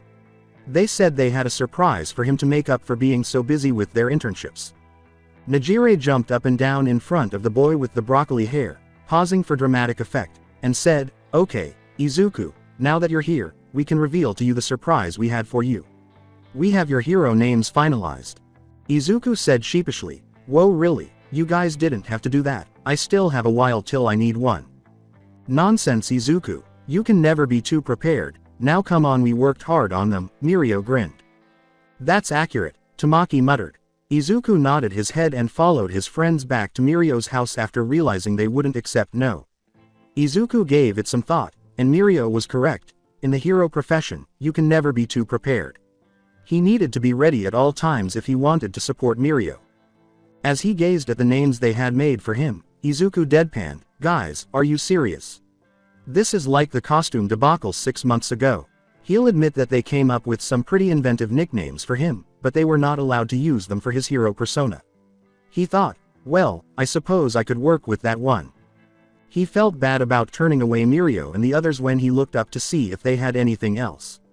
His senpais were huddled in front of him, sulking at the younger boy and embracing each other while crying. You really don't want to look at the names we came up with, Izu-kun," Najire sighed. Izuku reached out to embrace the older girl but was turned away, thinking, "Oh wow, she really is sad. I mean, it's not that I don't like them. I just think no one would take me seriously with any of them," he said. He felt bad right away when he noticed the other two were crying as well. He discovered that it was impossible to shake the image of these older teenagers sobbing over him. "God damn it, I'm going to think about these, won't I? Who am I even kidding? Of course I am," he sighed, observing the older teenagers who were dramatically wiping each other's tears. Placing his face in Tamaki's shoulder, Mirio remarked, "But Izu-bru, we worked so hard on them." Before returning to the group hug, Tamaki whispered, "Why don't you take another look-see? Not wanting to hurt his friends anymore, Izuku nodded, deciding it wouldn't kill him either. The three teenagers immediately cheered as they chose their favorite hero name. "I can't believe I fell for those crocodile tears," he murmured. As Nejire held up a poster that read "Muscle Boy, the Beefcake," she declared, "So, this one is mine. Let's put that one in the it's possible list, yeah," Izuku says, looking away awkwardly and nodding. When Nejire notices that the quiet boy has 3 spots completed for the names, he smiles and goes to tell Tamaki. The phrase, "This has potential, maybe and no thanks," spot, caught my attention. Izuku said, already feeling bad about what he had said, "Okay, let's see. What do you have, Mirio?" "Oh, you will adore mine." Presenting Innocent Boy, the cinnamon roll, who featured an actual cinnamon roll on his poster. Izuku's big bro's hero alias for him made him cringe, honestly. "Oh wow, well now that is just a really nice name and well." Tamaki placed it in the has potential pile, and I was aware of it. Ignorant of the second-hand humiliation Izuku was experiencing, Mirio shouted, delighted that his little brother loved his name. "The things I do for these guys," Izuku thought, dying inside. Izuku said, "Tamaki, you're up." Tamaki raised the poster featuring a piece of broccoli with eyes on it and said, "I made the Broccoli Boy alias." Izuku muttered, "I mean, I don't hate it, but I don't love it." Tamaki nodded and added his name to the list of possibilities beside Nejire's. "So that's a maybe," he said. "Never mind, how did you get that?" Izuku sighed, growing physically weary. "What's next?" Before nodding, the 3 upperclassmen exchanged silent messages with one another. "Why does this give me a bad feeling?" Izuku laughed. Nejire grinned and said, "I think you'll really like this next one, Izuku." He then held up a poster that bore the name Lemillion Jr. While Mirio laughed heartily at his friend, Izuku spluttered at the hero alias he had not noticed when he first combed through the name pile. "Nejire's right, Izuku, it would suit you just fine," Mirio said. "With matching hero aliases, what better way to declare to the world that we are a hero duo?" Mirio joked, "I can see it now, top 10 pro heroes Lemillion and Lemillion Jr. save the day again." To the surprise of the 3, Izuku whispered, "Put it in the potential pile, Nejire." Nejire had made the joke at first, but she should have known that Izuku would think about the name. She gave the younger boy a gentle smile before placing it in the potential pile. "I'm not crying, I just have something in my eyes. Oh, who am I kidding, Izu bro is too pure." Tamaki patted Mirio's back as he stood on the side, trying to hide his tears from the others. "Lemillion Jr., my little one." The group resumed their search for Izuku's hero name after a brief lunch break. "All right, Izuku, this is our final one, and we believe it to be a true winner." Tamaki and Nejire nodded as Mirio yelled. Knowing which one it was and concurring with them that it was among his best options for a hero alias, Izuku couldn't contain his excitement. Introducing Flame Riot, the pyrokinesis hero. The 3 of them shouted together. Even though some would argue that it was a tribute to former professional hero Crimson Riot, Izuku still thought this name was the coolest. Well, aside from Lemillion Jr., and he couldn't take his eyes off it. "Yeah, Flame Riot's the one," Izuku thought. Nejire asked the younger boy, who hadn't spoken in a few minutes, "So, what do ya say, Izuku? Do you like it?" Izuku finally averted his gaze from the poster and turned to face his friends. His eyes were glossy as he nodded and thanked them for the thought that went into these names. Being in their second year, he is aware of how busy they must have been at school, but it means a lot that they put off doing this. Nejire messed up the hair of the slightly taller boys and said, "PFF, making time for you in school is nothing." "Hey, when the heck did you get taller? Last time we hung out I was way taller than you, now you're almost the same height as Tamaki." Nejire sighed. When Mirio looked at Izuku, she did a double take and realized that Nejire was right. Izuku was much fitter than when they had last seen him, standing at about 5 feet 7 instead of his usual 5 feet 2 height. How could they have missed Izuku's significant transformation during their time at UA? Mirio shouted, "Izu bro, why are you growing up so fast without my permission?" and hurriedly took a photo of the 4 of them to capture the moment. In an attempt to avoid witnessing his closest friend's tears once more, Izuku muttered, "Ah, I'm sorry guys, but I'm just following your workout plan like you advised me to Mirio." Mirio pumped his fist, shouting, "It's okay, Izuku, this just means we have to visit you more often." The others followed. Izuku couldn't help but smile broadly when he heard this. As he ate the chips he had purchased, Izuku laughed to himself, Mirio won't mind if I take a day off. Izuku had made the decision to go for a pleasant stroll along the beach where he and his best friend had cleaned up 2 years prior. He decides that this is a good enough place to stop and settles down on a bench next to a blonde man who appears to be skeletal. Izuku closes his eyes and enjoys the sun, content to simply listen to the sound of the waves, until the thin man interrupts. The sickly man asks, "Young man, do you have anything on your mind?" When Izuku opens his eyes, he sees the blonde adult on his left staring at him with a tenderness in his eyes that he has only ever seen in Mirio and, more recently, Aizawa-sensei. Izuku feels compelled to open up to the man for some reason. With a smile Izuku is positive he has seen before, he says, "You don't have to if you don't want to, but I hear talking to people is good for you."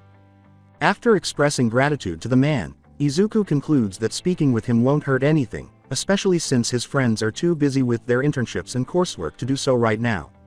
They're not to blame, but he really has no one else. Izuku says sheepishly, "I guess I'm just a little lonely."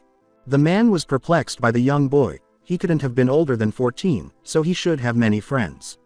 But what about his parents? He questioned, "My boy, why is that?" Izuku shrugs and sighs, "We have the weekends for my quirk training, but even those have been cut down given that their school work has been heavier.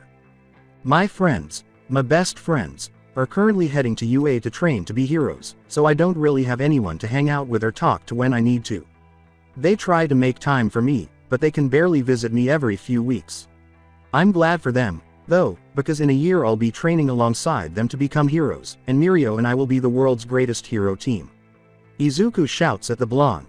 "Mirio was my first real friend after I got put in an orphanage when my mom was killed in a villain attack a few years ago and my dad wanted nothing to do with me, and everyone abandoned me for thinking I was quirkless," Izuku explains, observing the bewilderment on the blonde man's face. "I doubt I would be where I am now without him. I'm sorry I didn't mean to talk so much and I even forgot to introduce myself. I'm Izuku Midoriya. Pleasure to meet you," Izuku says, blushing as he realizes how much he has revealed. Speaking to this child, Toshinori Yagi, who has never been mute, can honestly say that he is at a loss for words to express what he is thinking. "I'm sorry, I didn't even introduce myself. Toshinori Yagi is who I am. But if it's okay with you, may I ask, do you truly have no peculiarities?" Toshinori inquires. "No, I have a quirk," explains Midoriya, shaking his head. "It's also a cool one. My friends Mirio, Najire, and Tamaki are the only people I've ever shown. As Izuku explains, my mom taught me to always follow that rule, and I have even after she died. Because of that, no one associates themselves with me just because I won't show my quirk to them, so they all assume I'm quirkless.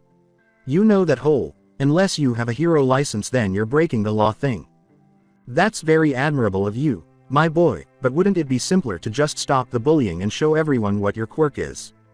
"No." With fire in his eyes, Izuku said, "I made an exception for Mirio because we made a commitment to get into UA. I promised my mom that I would wait until I was accepted into a hero school, and I will. Together and turn into the greatest superhero team ever, and I have no intention of betraying that pledge." This boy, it was nice to have someone to talk to, so Izuku was a little disappointed that he had to leave when he noticed that curfew was almost approaching. Toshinori was taken aback by Izuku's smile as he said, "Well, Mr. Yagi, it was nice talking to you, but I have to go. It's almost curfew and I don't really want to get in trouble with the person in charge at my orphanage." Despite everything he's been through, this boy still manages to smile. As Yagi watched Izuku leave him, he thought, he really has the heart of a hero. "What's making everyone frown?" Aizawa drew lead. "I thought you were the hero who was meant to be smiling all the time." The statement, "I met a boy yesterday," is made by All Might. All Might's confession causes Aizawa to drop his coffee, saying, "A what?" When he says, "God no, Aizawa, I meant I talked to this teen yesterday who caught my attention," everyone may turn to his colleague to see why he dropped his coffee and notice how he sounds. Not helping. Look, he sat next to me and had this look in his eye as if he had to grow up far faster than someone his age should have, and when I asked if he wanted to talk, I learned how much this kid had to deal with. All Might clarifies, I mean his mother dying from a villain attack, then his father abandoning him, putting him in an orphanage. After taking a sip of his freshly brewed coffee, Aizawa turns to face the top hero and asks, his name didn't happen to be Izuku Midoriya, did it? Even if he tried, All Might couldn't conceal his astonishment. How did you know that? Because I've been helping the kid with his quirk controls since he was 13, Aizawa says. All Might wasn't sure if he should try to conceal or express his surprise at this point. Really, what gave the child access in the first place? The day I met the child, I also felt sorry for him and gave him access to UA's training facility.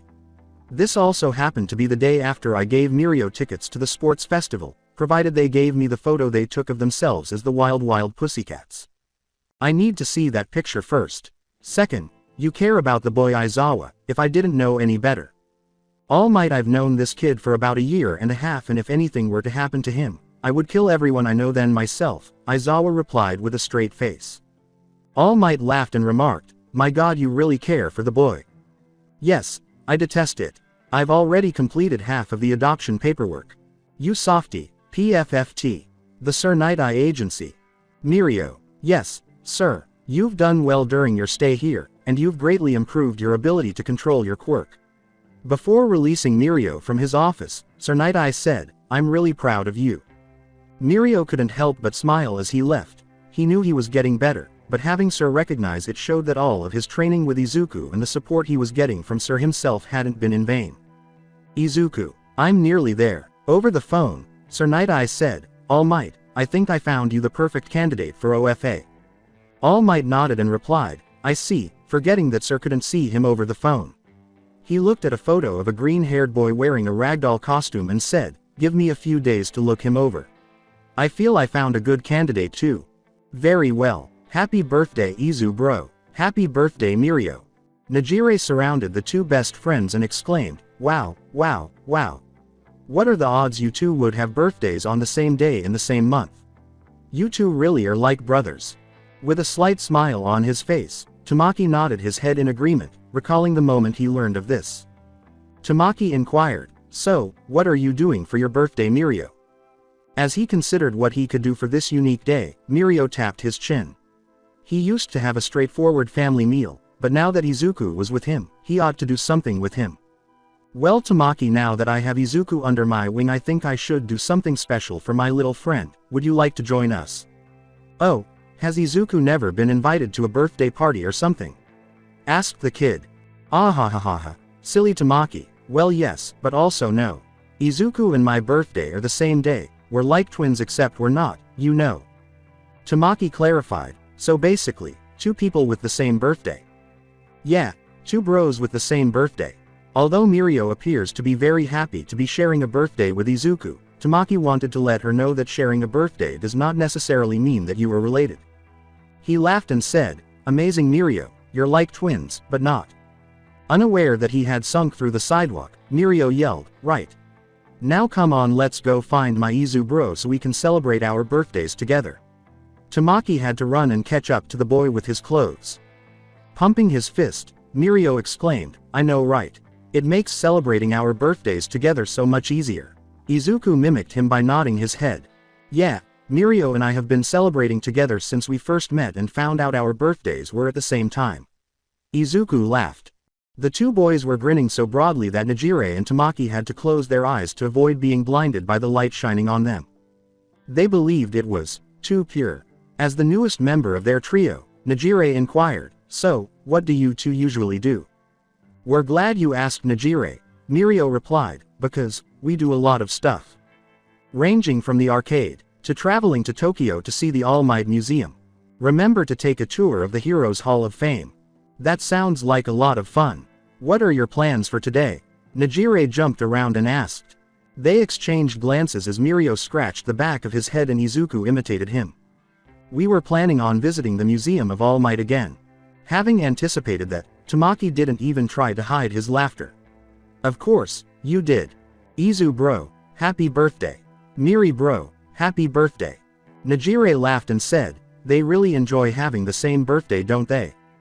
Tamaki sheepishly replied, of course, as she watched the two boys wrestle, the younger one losing badly. I'm not quite sure who we're pretending to be.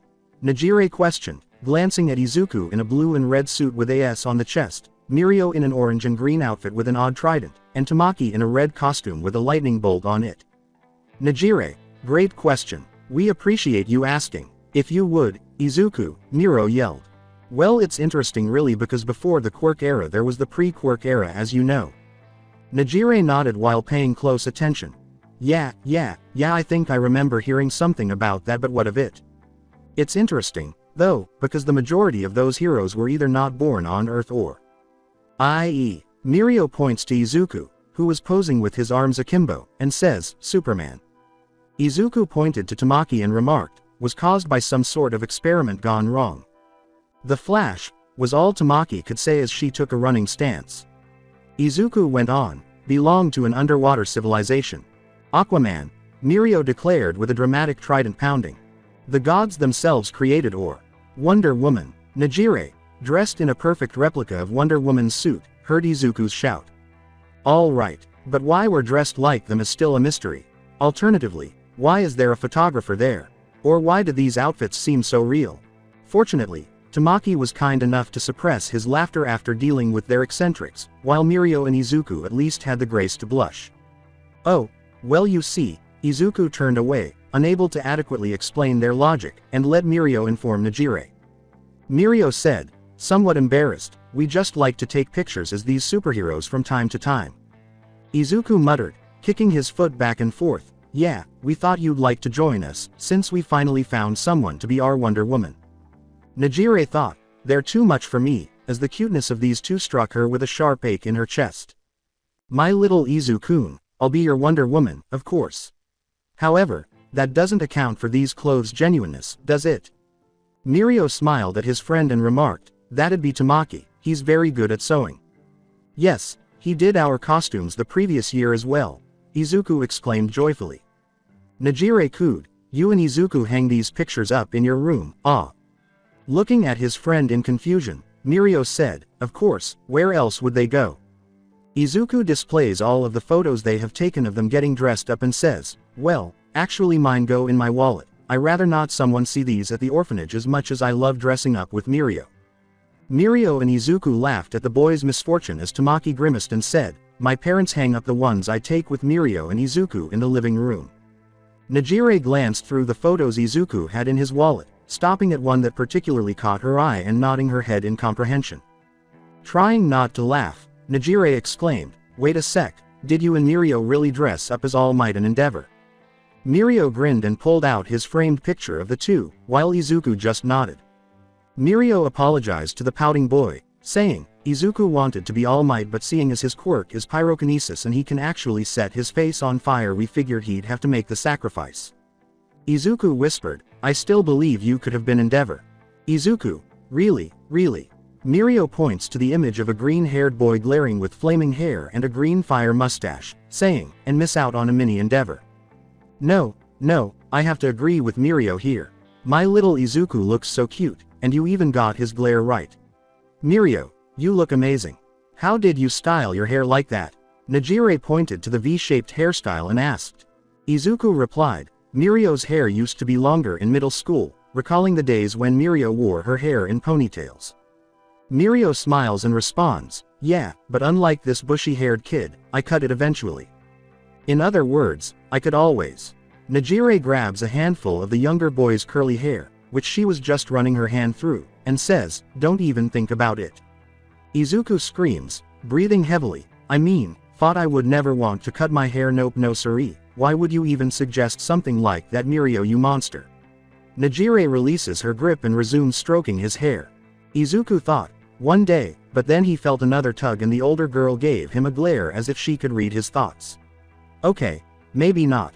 A woman from behind her desk said, and you're positive you want to adopt Izuku Midoriya? He's quirkless, with a tone of contempt in her voice. A weary-looking man in a black suit with his hair in a bun says, I see no reason why that would deter me from wanting to adopt the young man. If anything, your comments only make me want to adopt him faster. The woman, not expecting this response, starts to perspire a little. People typically stop the paperwork and search for another child with a quirk, even if it's a weak one, as soon as they learn that one of their children is quirkless. It's puzzling that this man has suddenly made a specific request for Izuku Midoriya. No one has ever done this in the 7 years that the kid has been here. The woman stammered, starting to falter under the man's intense gaze. Right, well, we'll just be conducting a few background checks, and once everything checks out we'll let you know when you can meet with Izuku, and if it seems like a fit then we'll need you to fill out some leftover paperwork. The man bowed and said, very well. I'll be waiting for the call. May I have a name? For Izuku I mean. Aizawa, Shota Aizawa. Izuku had already begun to see fewer of his closest friends at the start of his second year. Given that they essentially spent their entire summer vacation with him and had the weekends off for training at UA, it wasn't too bad. However, he knew that would change as internships were approaching. He thought, I'm going to miss Najire ruining my chances of getting a date all the time. The only benefit was that Izuku had more time to work on the Mirio and Midoriya road to a plan. However, he discovered that, despite using it to figure out conversion whenever he thought it was getting too simple, he needed more. He eventually found Kendo's martial arts dojo after making a brief phone call to Miro and saying, of course you're not bothering me little bro, and if you really want to challenge yourself try to do some sort of martial arts to make sure you don't fall behind on your power. Izuku asked himself, now why does that name ring a bell?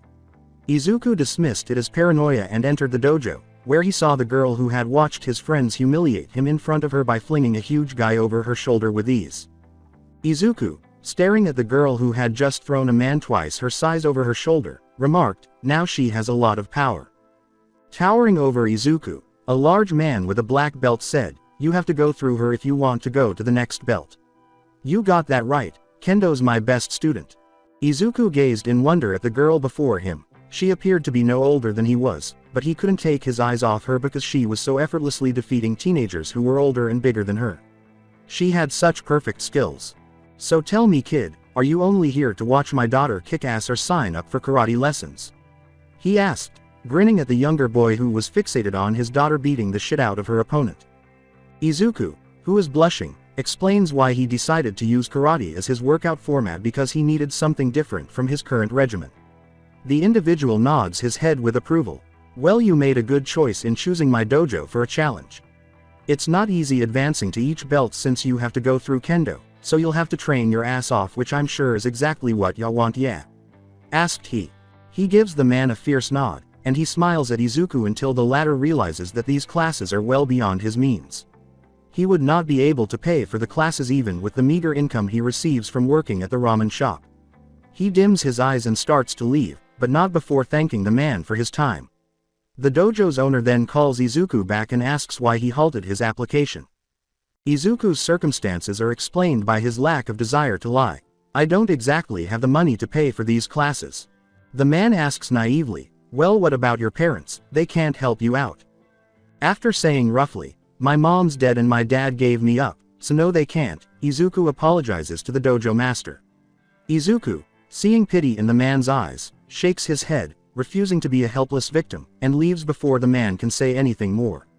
He was unaware that a particular girl had been observing him from a distance and had witnessed him running out. Midoriya.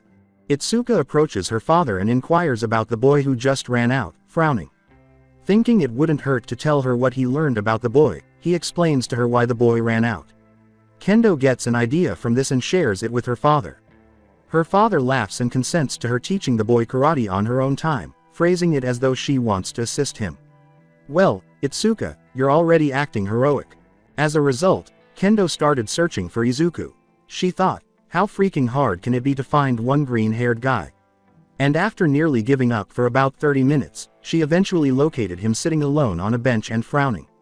She immediately apologized for causing him to fall on his butt when she reached out to him, and then she introduced herself. Izuku blushed and said, no, I remember you. My friends embarrassed me in front of you, he said, laughing, and Itsuka followed suit. She coughed into her hand after saying, well, to be fair, it was kind of adorable. He said, so, why were you looking for me? Ignoring his scowl, she went on, well, my dad told me you were at our dojo but then you left. And I just wanted to offer my services free of charge, she said. Izuku questioned, why can't I pay you? Well, I wanted to get to know you more and I believe I already said I'm doing this free of charge. Now come on, it'll be fun, Kendo replied with a grin. Izuku wanted to say no, but the smile on her face convinced him to accept, and he also wanted to see how much fun the karate lessons would be. "This isn't fun, you devil woman," Izuku exclaimed, panting, as he spoke. Kendo was giggling uncontrollably as she defeated Izuku for the 5th consecutive time, not even trying to hide her laughter. After a month of practicing kendo, he still hadn't earned his yellow belt in spite of all the effort he had put in. "Come on, Beefcake, get up. Practice makes perfect," she chuckled. Knowing the outcome of this spar, Izuku groaned and stood up, disregarding the moniker she had been using since she had started teaching him. "Devil woman," was all Izuku could mutter before he was flipped over Kendo's shoulder. "Miri bro, help me." At UA, Mirio and the others were taking an exam during Presents Mic class when Mirio abruptly got up and interrupted the lesson. Before being told to sit down or fail the test, he only muttered, "My Izu bro's senses are tingling." "Wow, Izuku, gotta say you've made absolutely no progress," Kendo chuckled.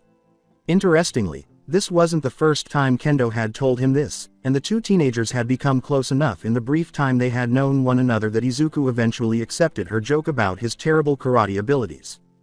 Izuku rubs his bruised back and admits, yeah, well, not everyone is a second-degree black belt kendo. I'm honestly starting to think you're just using me as a punching bag in replace of an actual one," said the comedian. With a frown on her face, Kendo shook her head. Until she spoke, he briefly felt guilty about accusing his friend, no, his trainer, of doing this. "Not true, Midoriya. I don't use punching bags, you're more like a practice dummy for me," she laughed. Before collapsing to the ground in exhaustion, Izuku deadpanned, "Oh, ha. You're so funny." Kendo inquired during their much-needed break, "So, you've known Mirio since you were like 7? Izuku nodded and grinned at the girl, quickly apologizing for splattering some of his perspiration on her. She wipes the perspiration from her face and asks how they met while grimacing. Izuku remembers with a fist in the air, "It was so cool, I was getting beat up by one of my bullies when he just pops up from the ground, stopping the kid from blowing me up. I won't lie, it was a little awkward because he was naked, but he's still my hero," he adds, blushing. "Well, he sounds awesome, and I can't wait to meet him. Mirio, when are we gonna see my little Izu-kun? We haven't seen him in so long." Najire was grumbling. As he tapped his chin, Mirio considered their schedule and whether they had any upcoming vacation time. Mirio threw his fist in the air and exclaimed, "Well, now that I think about it, we could probably walk him home after our internships today." Najire repeatedly tapped Mirio's back and said, "Yay. Hey, do you think he'll catch on that I like him?" Without even trying to contain his laughter, Miro couldn't help but shake his head. "Oh Najire, if there's one thing you should know about Izu bro, it's that he is very oblivious to even the most obvious advances." "Really?" Tamaki told Najire, grinning at the recollection of a flushed Izuku. "He's right. Izuku once went out on a date with a girl and didn't even realize it was a date until the girl asked if they could go on another one sometime." Najire pouted as she asked, "Oh man, really, what happened?" "Well, let's just say there was no follow-up date once she found out he didn't even know they were on a first date," Mirio chuckled. "Wow, so all my attempts at flirting probably seem like jokes to Izu-kun, huh?" Najire responded. The two of them said, "Yup," simultaneously. The two noticed a glint in the girl's eye as she clenched her fist after she had been silent for a while. "Then I guess I'll just have to be more obvious." In support, Mirio and Tamaki shrugged but accompanied the shorter girl. "Don't worry Najire, we'll help you win over our little oblivious cinnamon roll," Mirio replied with a grin. Izuku looked at his elder with wide eyes and exclaimed, "Wow, so you expelled your whole class this year." Embarrassed, Aizawa turned away and said, Yeah. It's nothing impressive, they just showed no potential." Since Mirio and the others were still at their internship, it was just the two of them practicing Izuku's quirk at the moment. When he finished with Sir, Mirio promised to stop by and pick up his little Izu bro. "Whoa, I didn't know teachers at UA could do that." He was able to expel his entire first-year class, which left Aizawa stunned as he watched the boy in front of him stare at him as if he had just beaten up All Might. Well, UA gives their teachers the freedom to exercise their teachings in any way they see fit. So, yeah. Izuku jumped up with a fist pump and exclaimed, "So cool. I can't wait till I go to UA with Mirio."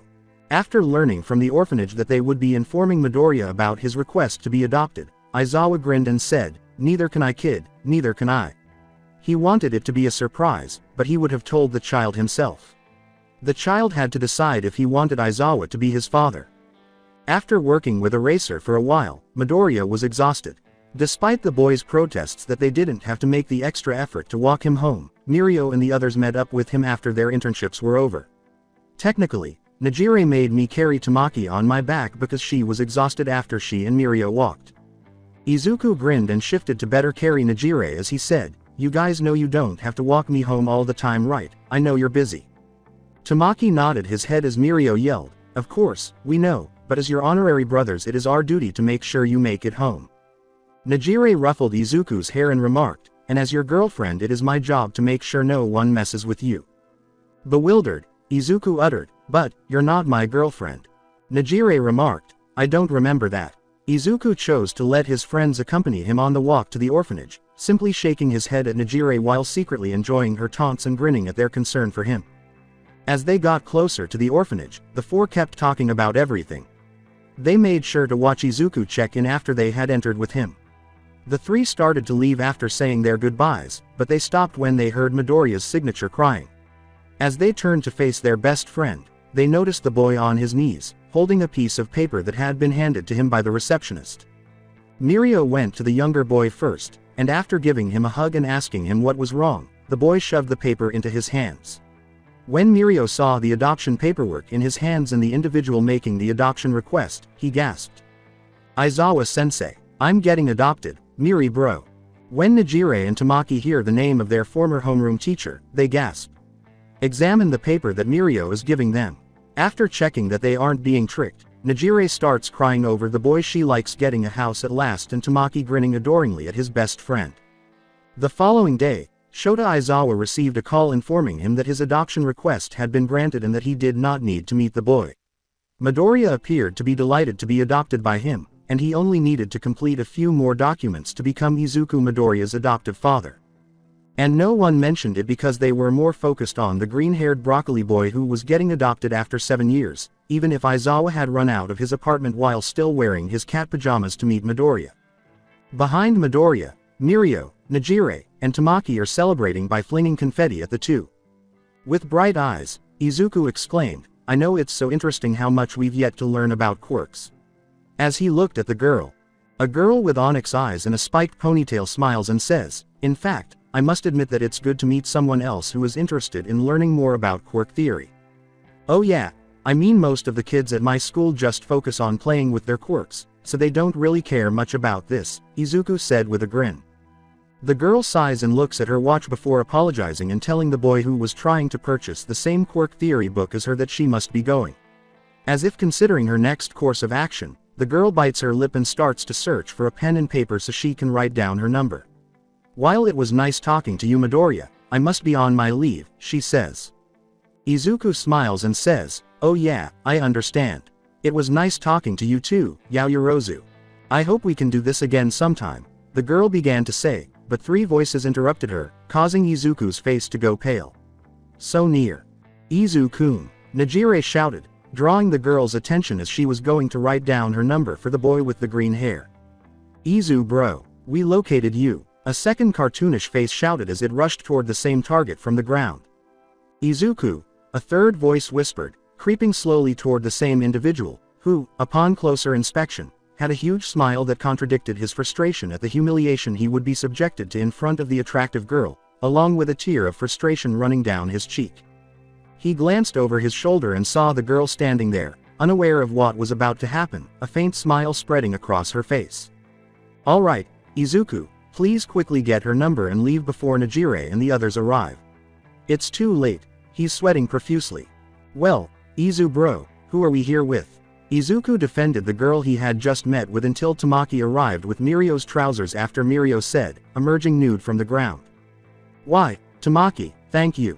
Are you not going to present this girl to us now, Izu bro?" As he put on his trousers, Mirio resumed his interrogation. Nejire remarked, "Oh, Izu-kun, what a lovely girl." "Thank you," was Yaoyorozu's response, blushing at the older girl's praise. "Of course, you would only choose the best for your harem." When she looked at the girl in front of her, then the boy behind her, whose jaw was dropped, Yaoyorozu choked on her spit. The black-haired girl was already fleeing from the boy with her phone out, not intending to join his harem, before Izuku could tell her that Nejire was kidding. Izuku sighed and said, "And she's gone." Izuku heard the others laughing hysterically at Nejire's remarks, and he couldn't help but laugh when he went to chastise Nejire and the others. Red-faced, Nejire said, "Oh my gosh, Izuku, I'm so sorry, I didn't think she'd actually believe me." Mirio said, "Oh boy, looks like we lost another girl for our little Izu bro," with tears in his eyes. He wasn't sorry, but the situation was so funny. If it helps Izuku, there is a perfectly good reason to why I do this. And it is, Izuku deadpans. As she, Mirio, and a very hesitant Tamaki huddle in a group hug, Nejire says, to see if the girl is interested enough in you that she is willing to deal with the three of us. She then grabs Izuku. "How many possible girlfriends have you lost because they couldn't deal with us, really?" Nejire inquired. "Well, in a hurry," Nejire says, "don't answer that. Yes, if they can't handle us, it's clear they're not that into you." "Izuku, since we are a package deal," Mirio wisely remarked. Izuku remained silent, now realizing why they always butt in every conversation he had with a girl, making a big scene and making his chest ache. He grinned at them, since these three would undoubtedly find a way to make embarrassing him meaningful. Izuku thinks they're jerks, looking for weaknesses. Izuku decided he couldn't be angry at his friends at that moment because they were staring at him with silly smiles on their faces. I suppose that makes sense. As Mirio and Tamaki laughed out loud at Izuku's flushed face, Nejire reassured him, "Don't worry, Izuku. You and I can always do a long-distance relationship." "Yes, excellent. Additionally, if you date Nejire, Tamaki and I can probably," said Tamaki. "Most definitely will be able to constantly join you two whenever you hang out since we already do already." He giggled. As he had promised, Mirio used this opportunity to assist Nejire in meeting Izuku. He pledged to be Nejire's, just as he was his little Izu bro's wingman. When Izuku saw Mirio, Tamaki, and Nejire pumping their fists in delight, he finally managed to ask, "Don't I get a say in this?" "Oh, are you saying you don't like Nejire? You don't think she's pretty, adorable and all around the perfect girl for you?" Mirio said. Izuku turned to the girl and pouted at him, saying, "Well, I mean. No fair, Mirio. You know I think all that because you read my diary." Izuku stomped his foot. Nejire jumped into Izuku's arms and exclaimed, "Ah, my little Izuku has a diary and he writes about me in it. You only make me like you more, Izu-kun." Off to the side, Mirio and Tamaki were grinning at the older girl who was giving their honorary younger brother a lot of red in the face.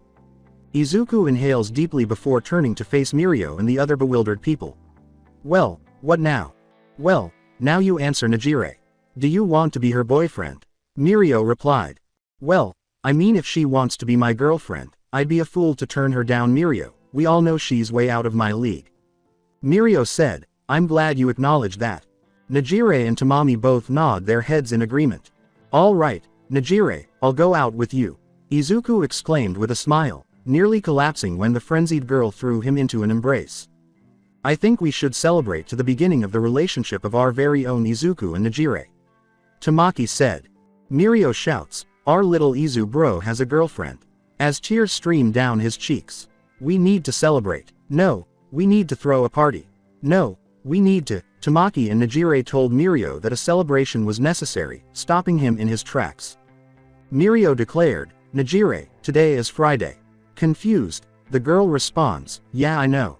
He shakes his head, realizing that even if she has been spending time with them, she still has time to get used to their eccentricities. "Today is Friday, which means Izuku and I have dinner at my house." She starts to realize what he's saying. "Oh, what are the odds I have a family dinner on Fridays too?" Mirio laughed, Tamaki joined in, and Izuku shook his head in shame. "Ahahaha, did you hear that, Izuku? She thought we were going to let her go after you and her just got together." Mirio asked. Wiping his eyes, Mirio remarks, "Oh man, she's so funny. Good choice in girlfriend, Izu bro." Izuku muttered, "Well, technically she chose me." In an attempt to understand what she was missing, Nejire asked, "What are you talking about?" She believes she knows enough about the three boys' weekly routines because she has spent enough time with them. What might she be lacking? Mirio grinned and said, "You are going to meet my parents and have dinner at my house." "Come on, we're having katsudon, which is Izu bro's favorite. But you should already know that, in a straightforward manner. It was a little unexpected because he had never addressed her in that way before. Najire grinned and said, "Oh, right, let me just tell my parents." She was going to call her parents to let them know she wouldn't be attending dinner. "Come on over to my house, everybody," shouted Mirio. Poer, Najire, Tamaki, and Izuku shouted, making it unclear to onlookers why they were yelling in the middle of a mall. Najire believed she knew nearly everything there was to know about Mirio and the other people because she had been hanging out with them for at least 2 years. She was completely mistaken as soon as she walked into the Tagada's home. She didn't expect anything different because she had already met Mirio's parents, but it seems that everything changes when you start dating their son's honorary brother. She's eating katsudon in a nice, cozy 2-story house straight out of a magazine one moment, and then the Tintin family is questioning her the next. Mrs. Togoda asked without showing emotion, "So, you're dating our little Izu-kun, are you Najire? Finally made your move." In order to clear her dry throat, Najire took a sip of her water. "Why yes, ma'am." "Mrs. Togoda, please don't scare away Najire before we even go on our first date," Izuku pleaded. Looking offended that Izuku would say such a thing, the mother Tintin gasped. "Why I never my little Izu. Here I am just trying to make sure this girl is good for you and you think I'm trying to scare her away. The nerve. Do you think I was being scary?" Mirio's mother asks the other teenagers as she sips her wine. "Of course, not Mrs. Togoda, you were being the right amount of protective," Tamaki murmurs. Beside his mother, Mirio exclaims, "Yes, our little Izu bro deserves no one but the best, continue on mother." "Traitor," murmurs Izuku. "Thank you, boys, as I was saying. You think you're good enough for my little Izu-kun. You're wrong. No one is good enough. But since Izuku likes you I approve," she concludes with a broad grin. Izuku gazed in horror at the woman he has come to regard as a second mother. Najire is following suit. Tamaki was eating katsudon while Mirio grinned broadly in agreement. Thank you ma'am." Najire muttered something. "Yay, onto dessert," exclaimed Tamaki and Mirio. "Dessert," Izuku exclaimed, briefly losing track of Mrs. Togoda's words as his enthusiasm for Mirio's mother's delectable strawberry cake took over. Najire muttered, "Dessert, can't wait to hear what Aizawa-sensei has to say to you dating his adopted son." Mirio giggles. His remark caused Najire's face to fall. Aizawa turned away and said, "This is your room. We can go shopping later to fill it with things you want." Izuku grinned broadly as he saw the empty room with the twin bed. He could already envision hanging all of the photos he and Mirio had taken over the years, with Tamaki and Najire joining in. Choking up, Izuku said, "It's great, can't wait, da Aizawa." As they took in the scene, Mirio and the others stood and hugged Izuku. "Ah, this is too much for me, Izuku, I think I'm going to cry." Mirio shouted. Aizawa deadpanned, "What are you three doing here, may I ask?" When their teacher spoke, the 3 older teenagers gasped.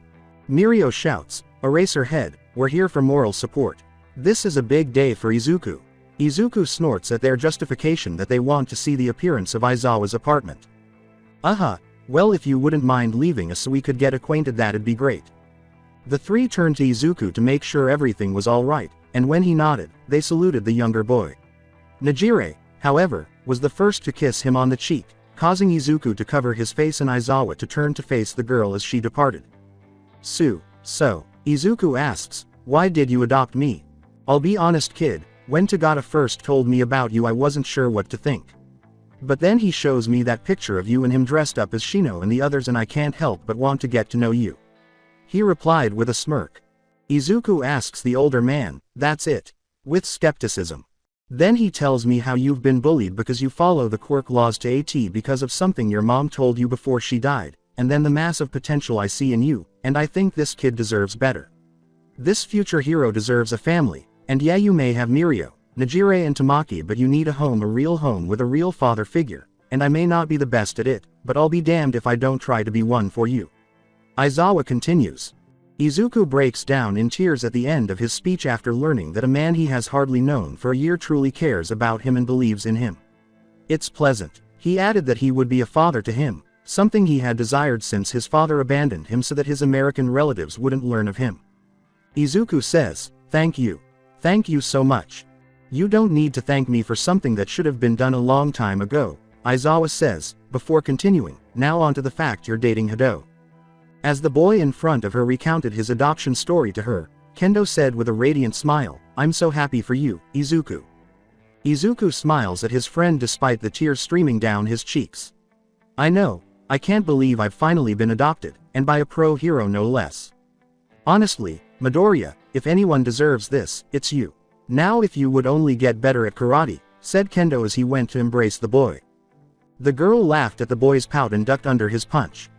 Sorry Midoriya, I had to. The boy muttered, trying to conceal his smile. Sure, you did. Nejire shouted, Izu-kun. To draw the attention of a green-haired boy who was talking with an orange-haired girl by the beach about other martial arts forms he might be more skilled at. Another cartoonish face shouted, Izu bro. We found you, as it rushed from the ground in the direction of the same target. Izuku, was a third voice that crept slowly toward the same person, who, upon closer inspection, had a huge smile on his face. It was then that Izuku realized that he was probably going to be embarrassed by his best friends in front of Itsuka Kendo once more. Doesn't this sound familiar? He noticed the girl standing there with a slight smile on her face when he looked over his shoulder. She thought, doesn't this feel familiar? Alright, Izuku is your friend, so perhaps your strange friends will accept her. Get her out of here before Nejire and the others frighten her away. Who are you kidding?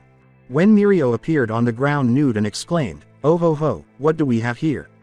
Izuku covered Kendo's eyes until Tamaki arrived carrying Mirio's trousers.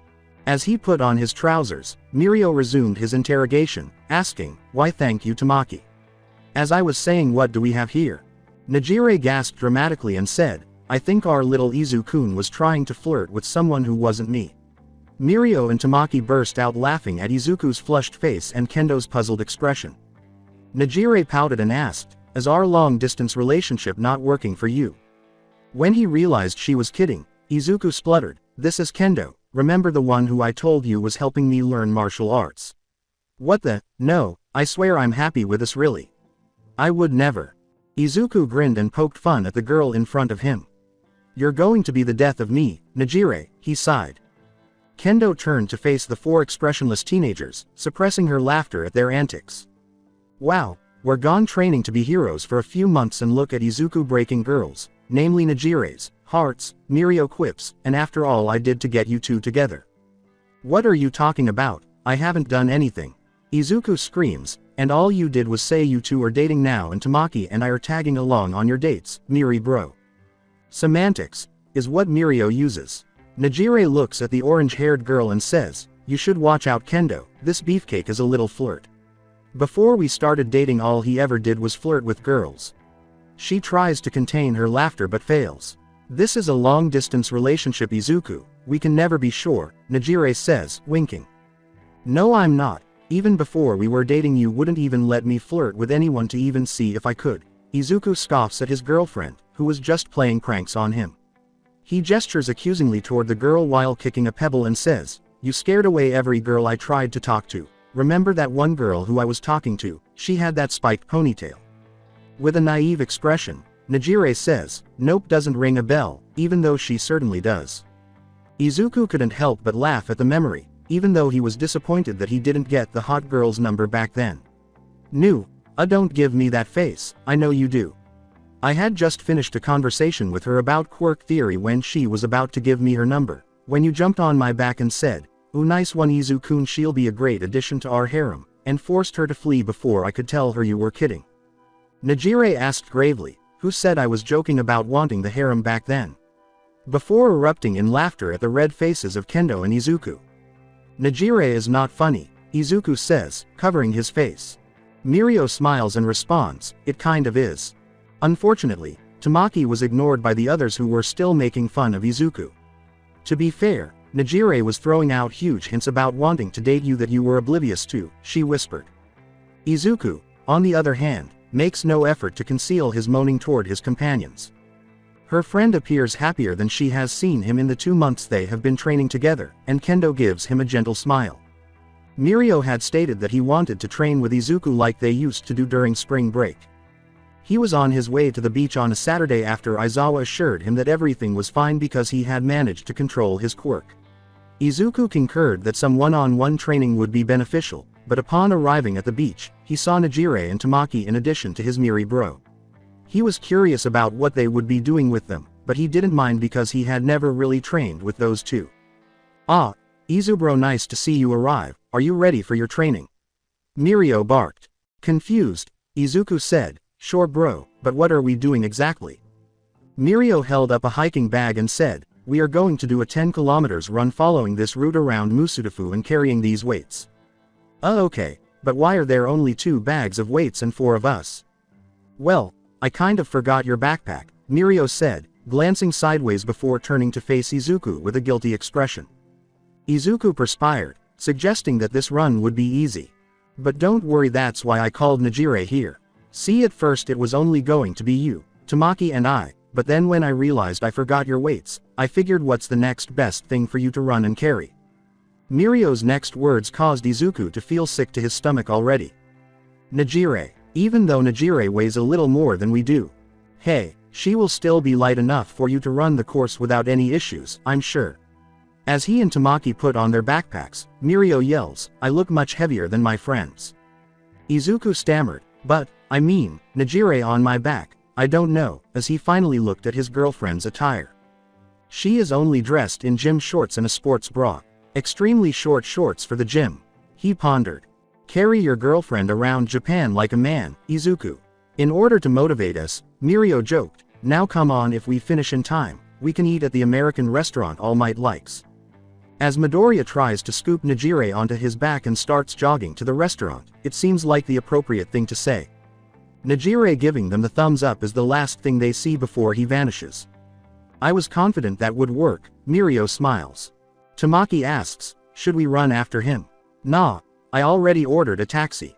Being a new father, Aizawa wasn't sure how to respond to some situations. He was aware of some ground rules, such as allowing his adopted son to remain outside after a specific time or prohibiting the older girl he is dating from entering his room with the door closed. He's working on it, but he still hasn't come up with a suitable curfew for Midoriya. This is his problem. It's not a big one, he just keeps seeing Midoriya go out in the bare minimum, without a jacket or sweater. He is certain that the child must be freezing in this weather, but he isn't sure if he should buy them more clothes because he doesn't want to ruin them or anything. When he tries to approach him, all he receives is a "I'm fine" response. Probably doesn't want to seem like a burden, he believes. Aizawa will soon discover that the opposite is true. 3 out of 4 teenagers were particularly cold today due to the unusually high wind. The odd one out was a green-haired boy with freckles on his face who was being squished in a group hug to keep warm. Izuku was totally comfortable in this weather, even though he was only dressed in jeans, a long-sleeved shirt, and his trademark red shoes. His girlfriend and best friends, meanwhile, were freezing. "It's really unfair you don't get cold, my little Izu-kun." Nejire smiles as she speaks. Well, to be fair, Izu-bro's quirk grants him a certain advantage in this type of weather, he jokes, so it's not really him but his quirk that lets his body emit heat and keep us warm. Mirio gasps. Izuku paused to rub the back of his head in embarrassment as Nejire turned to face Mirio. Nejire grinned broadly and said, "You mean to tell me we have our own little heater then?" "Yes," Mirio replied with a smile. Izuku made a feeble protest, saying, "Really, guys, you already use me to cook marshmallows." As Nejire hugged Izuku more tightly, he said, "Please know you love when we do that." The 3 older teens laughed at the younger boy's admission and took his silence as a yes when he didn't respond. Izuku was shocked to hear that he finally had a home as he and the others got closer to it. Anyway, they noticed a stoic eraser head standing outside, bundled up like the other 3 teenagers, as they got closer to his house. The 4 teenagers slowed their pace and turned to face one another, wondering why their sensei was staring at them so gravely. Aizawa softened her eyes and said, "Midoriya, please wear a sweater when you go out. I couldn't stand it if you were to get sick while under my care." Izuku turned red when he finally realized why his adoptive father was standing outside holding a sweater. "Aizawa, I'm so sorry if I worried you, but the thing is I don't really like bundling up." "That's possible, but you'll receive C. No, you see, my quirk makes my body temperature very high, so I don't really need to wear so many layers of clothes," Izuku clarified. After giving Izuku a quick glance to check if he was telling the truth, Aizawa nodded his head and sighed when he saw no indication that the boy was attempting to trick him. Alright, if that's the case, I'll overlook your failure to bundle up, but please let me know about this the next time. I was afraid you wouldn't want to ruin your clothes and didn't think you could ask me for any because I'm new to this fatherhood stuff. I apologize, but no. Izuku bowed, and for some reason the others followed. I swear, I'll let you know if I need anything from now on. When his devoted friends imitated him, Aizawa laughed and said, okay, thanks, kiddo. You guys can resume your previous activities now. Before departing, the four children gave a salute and said, thank you Aizawa. Eraserhead, Sensei. Before departing, each of them called him something different. Before leaving Izuku, the three older teenagers sadly acknowledged that it was time to return to school. Mirio and Tamaki squeeze Izuku until she dies, then move aside to allow Najire to bid her farewell. Najire kissed Izuku after saying, oh, I'll miss being able to visit you constantly, Izu-kun. Izuku, who was still unaccustomed to the older girl's displays of affection, flushed at the action. The younger boy, a little lightheaded from the kiss, said, I'll miss you too, Najire.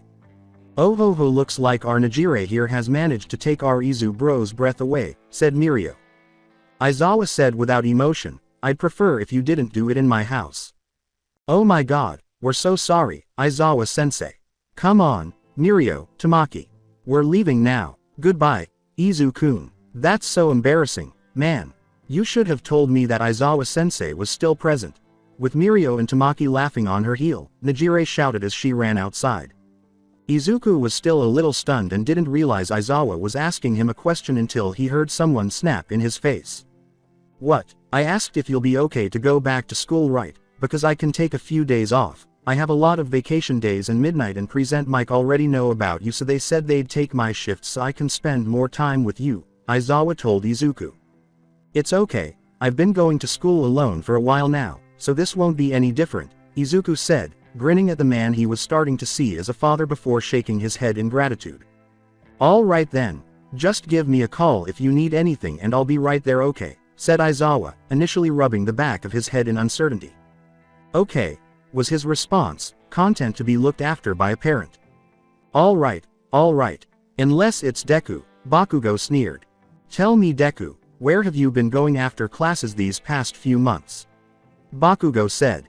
And why should I tell you? Izuku rolled his eyes at his old friend. Because I want to make sure that a strange idiot like you isn't attempting to gain admission to UA by taking up a side project. He snarled. Why is what I'm doing to increase my chances of getting into UA even important? You don't mind me, do you? Because I'm the only one who's supposed to get in, he replies. Izuku laughs at the boy's conceited demeanor, saying that a hero shouldn't behave in this manner, but he believes that all heroes have a shady backstory. He only wishes Bakugo hadn't included him. You see, I work out with Mirio and the others after class before heading home. Joyful, may I ask? He asks. Bakugo taunts, PFF'd, you mean you go to the orphanage?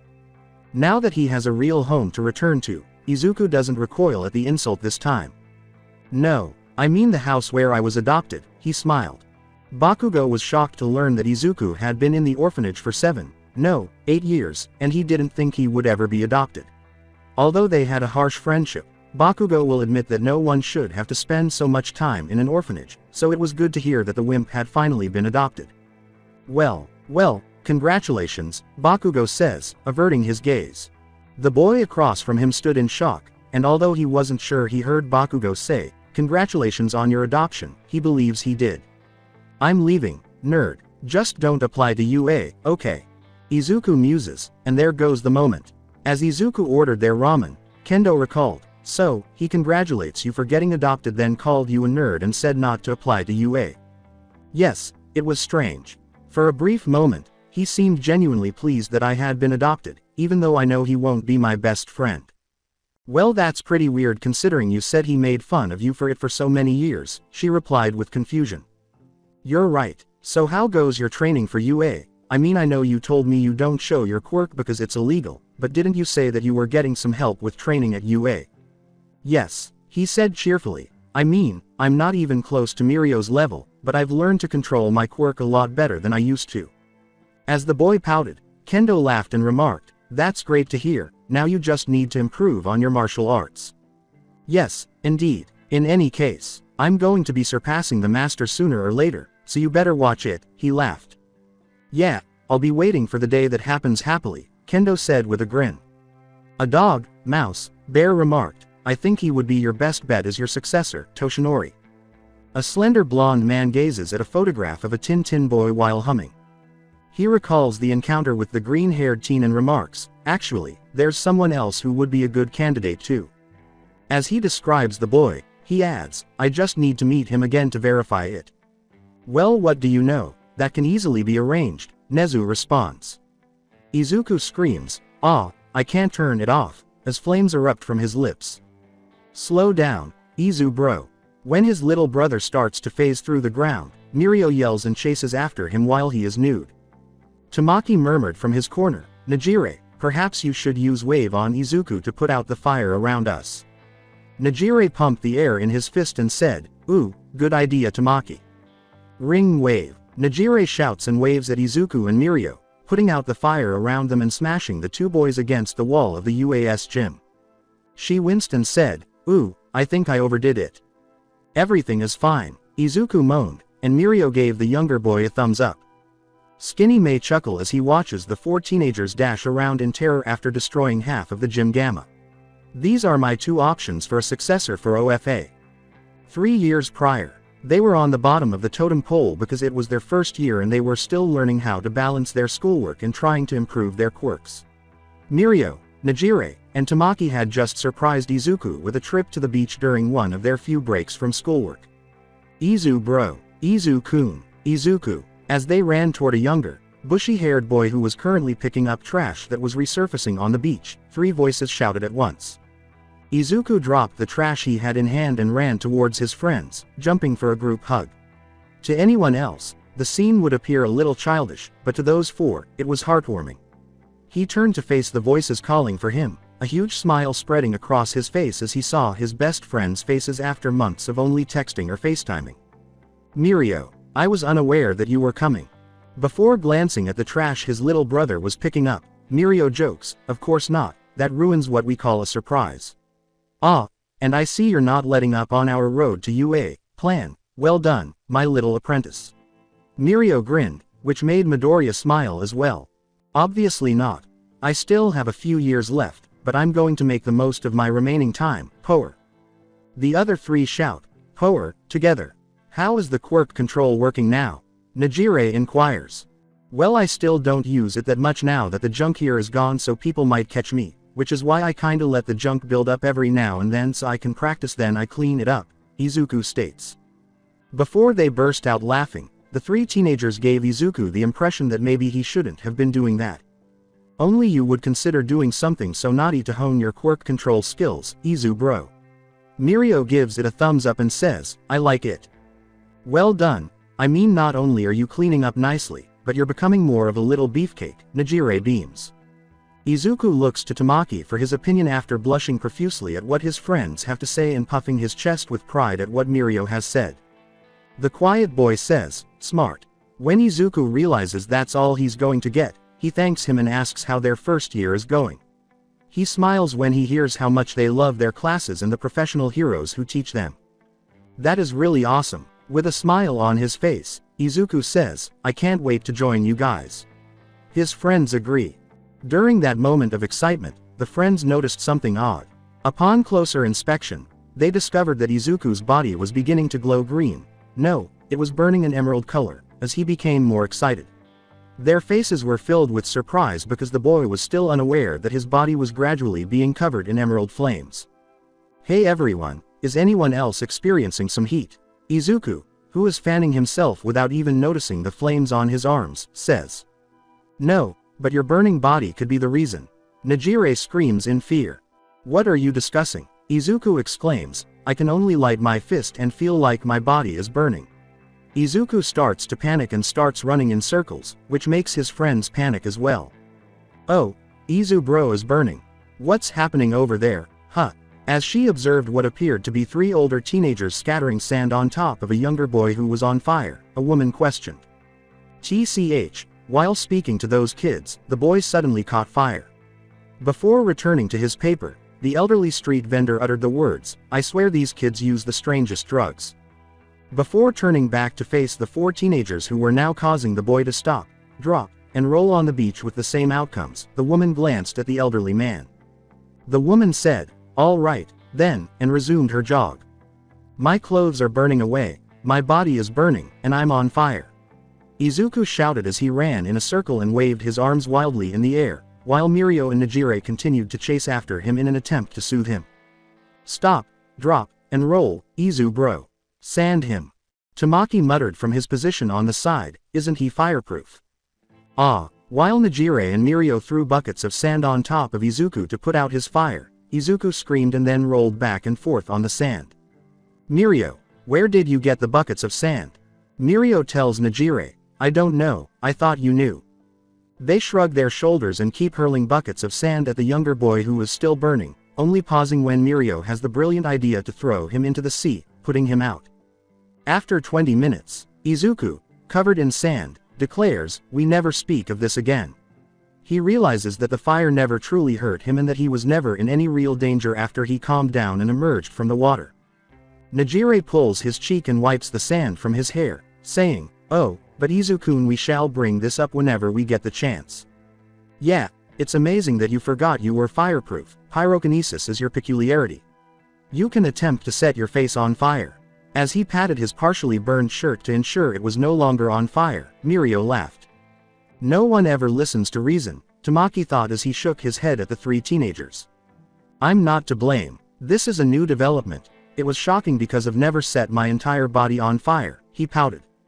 With a Cheshire grin, Najire said, "Ah, don't worry Izu-kun, we'll be here every step of the way through your awkward phases of learning your quirk." "Don't say it like that." Izuku screams and flushes. "Now, do the thing, darling, do the thing," Najire exclaimed as she leapt to her feet. "Do I have to?" Izuku whimpered. Najire gave the boy a 2-second pout before Izuku turned away, unable to stop his girlfriend from pouting. The boy grumbled and took a few steps back to better prepare himself before giving his friends the thumbs up and repeating the line he and the others had taken from an old comic book. "Go for the flames." Then, a layer of emerald flames covered his entire body.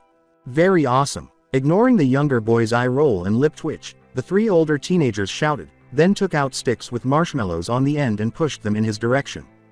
Looking around the apartment at all the photos he had of Izuku dressed up as a hero with Mirio, and Tamaki, and eventually Mirio, Tamaki, and his now girlfriend Najire, Midnight remarked, "You have a nerdy son, you realize that, right Shota?"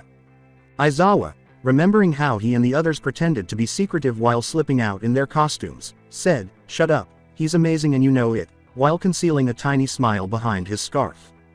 As Hizashi left Shota's kitchen, he asked, "So, who's the little listener dressing up as this year?" "I'm not sure." Before I could ask, they departed. "They probably want to surprise us or something," Aizawa remarked casually. Present Mike and Midnight both grinned at the underground hero, noting his softening since adopting Izuku but keeping quiet about it, a welcome change for the typically grumpy Midnight. "So, absolutely no clue?" Midnight inquired. "Nope. Perhaps they're dressing like us, which explains their extreme secrecy," Present Mike said. "Yes, that's exactly it. Izuku is going to be Aizawa, Najire will be me, Mirio All Might, and Tamaki will be you," Midnight murmured. Aizawa replied, "That sounds kind of accurate," but after remembering the boy's remarks about never repeating costumes and the fact that Mirio was already all-powerful, he had second thoughts. During the photo opportunity, Najire, "That whip looks so real. Where did you find a good replica of Midnight's whip like that?" Izuku questioned, amazed by the prop. Najire purred, taking pleasure in her boyfriend's flushes. "Oh, but it's not a prop, my little Izu-kun." "Is it not?" "No." Najire laughs as she cracks Midnight's whip, enjoying the way Izuku jumps into Mirio's arms, a little frightened and, unbeknownst to her, a little aroused. "So, you better be a good boy or else crack," she says. Mirio holds his Izu bro and blushes as he says, "Oh ho ho, maybe we should have chosen Najire to dress up as someone else for this photo op." Tamaki turns away and says, "I second that." "Come on, guys, you realize I was kidding," Najire yells. As Izuku adjusted his capture equipment and watched Tamaki adjust his cloak and Mirio fix his speakers around his neck, he muttered, "Well, you certainly act like Midnight." Najire chuckles lightly, interpreting his blush as a nod. "PSH, you know you like it." "Yes, indeed." In an attempt to change the tone, Izuku says, "Let's just finish this picture so we can get you out of that costume." "Hold on, I do." Najire snaps her whip at Izu-kun, saying, "Oh, that doesn't sound like something a good boy would do. Why are you like this?" As the youngest of the four covers his face with his capture gear and Najire smothers Izuku with his chest, Mirio and Tamaki laugh. Mirio remarks, "Wow, she is a really convincing Midnight." "Indeed." A bewildered Kendo asks, "Not to interrupt your seduction thing, but why am I here again?" As he tries to figure out how in the world Izuku got her to agree to a picture with his friends dressed as Yukio, the Rising Dragoon hero. The four friends exchanged glances before turning to smile at Kendo. "A collective, because we want you to be here," they exclaimed. Although the four teenagers' response made Kendo blush a little and gave her a warm feeling, it didn't really address her query. "Well yeah, Izuku told me that, but could you maybe elaborate more?" Kendo inquired. Mirio bowed and said, "Of course, milady. You see. Each year, hero photo ops are available. They are extremely exclusive. Only those closest to us are allowed to be in them," Midoriya and Mirio stated gravely. "We barely added Tamaki a few years ago and Najire joined us about when I got into UA, replied Mirio. As he showed Kendo his collection of photographs, Izuku remarked, "Yeah, very exclusive, no one else has joined our photos." Kendo was amazed by the images, which did in fact reveal that only the four of them were in each one.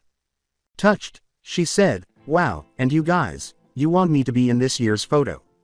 Of course, you have become close to our little Izu bro, as well as us. Therefore, you can join in our picture," said Mirio. Kendo exclaimed, "Wow, thank you. I'm honored." "We know," Mirio grinned. "To the picture," exclaimed Izuku. "To the picture," shouted the others. Midnight clutches her chest and exclaims, "Oh my god, this picture is too pure, I can't." Present Mike hugged Midnight and declared, "Shota, you officially have the purest son known to man with friends to back it up." With a picture of Izuku dressed as himself, his hair dyed black, goggles, capture gear, and jumpsuit to boot, Najire as Midnight mid-whip crack, Mirio as Present Mike mid-yell, Tamaki as Snipe with guns pointed out, and their newest addition, Itsuka Kendo, dressed as Yukio in a karate pose. Shota asked, "What did I do to deserve this kid?" When Midnight saw that the girl had one of her whips, she said, "Wait, how did Hato get one of my whips?" Present Mike grinned and said, "I don't know, but I heard from Mirio and Tamaki they haven't seen Izuku and Najire since they left the photo op." Midnight asked Shota, "What's so bad about that?" He opened his mouth to respond, grinding his teeth. They left in their costumes, whip and all. Midnight couldn't even contain her laughter. All Might remarks, "Wow, this child is really the purest of the purest. I'm a little envious of you, Aizawa, and wishes he had a photo like this." Aizawa shoved a picture at the top hero and left, saying, "I asked Mirio and Izuku for this because I knew you would be." The man left before Toshinori could say, "Thank you," leaving him with what may have been the greatest photo he had ever seen. PFF, these kids. Gotta say kid does a pretty good Endeavor impression and other one has my hair down to a T. The hero puts the photo in his wallet, where he hopes no one will notice, and shakes his head at the two children's strange pastime. "I really need to choose who will be my successor, but damn are these two kids so freaking pure. Oi stupid Deku." Izuku saw a fist approaching his face as he turned his head. He is certain that he would have been returning home with a black eye if it weren't for his martial arts training.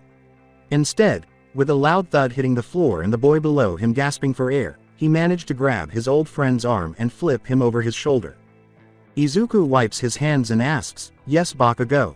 The blonde boy, gasping for breath, slowly drops to his knees and confronts the foolish Deku in front of him. He went right to the point of why he had called for his worthless friend's attention, deciding that it would probably be best to swallow any insult he had in order to prevent getting flipped again. "What's going on with you?" Midoriya gave the other boy a questioning glance. The explosion user has never asked Bakugo that in all the time he has known him. Bakugo to Midoriya would typically use phrases like, "You're a useless Deku," "Ha you're an orphan, dumb Deku. Go die." It must be an exception today. "What do you mean?" Bakugo rolled his eyes, realizing that he would not immediately receive a response. After torturing his former best friend for his entire life, he suddenly asks him a completely innocent, albeit somewhat hostile, question. I mean, why the hell have you been cleaning up Dagoba Beach?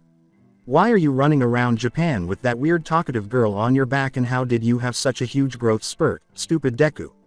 He barked. There's the Bakugo I know and don't love. When Bakugo described everything he was doing to prepare for UA, Midoriya's eyes grew wide. He only cleaned the beach at the crack of dawn, so it surprised me a little that he was caught doing it. As for him running around Japan with Nejire on his back, well, he's just accustomed to it. Look, I'm just doing some training and a little community service, because that's what heroes do, Bakugo. Bakugo gave Midoriya the look of someone who had just grown a second head. Naturally, Midoriya didn't expect him to comprehend why he would be cleaning the beach, because doing something for the community without expecting anything was a foreign concept to him. He also kept the fact that it was a requirement of his UA training a secret from him.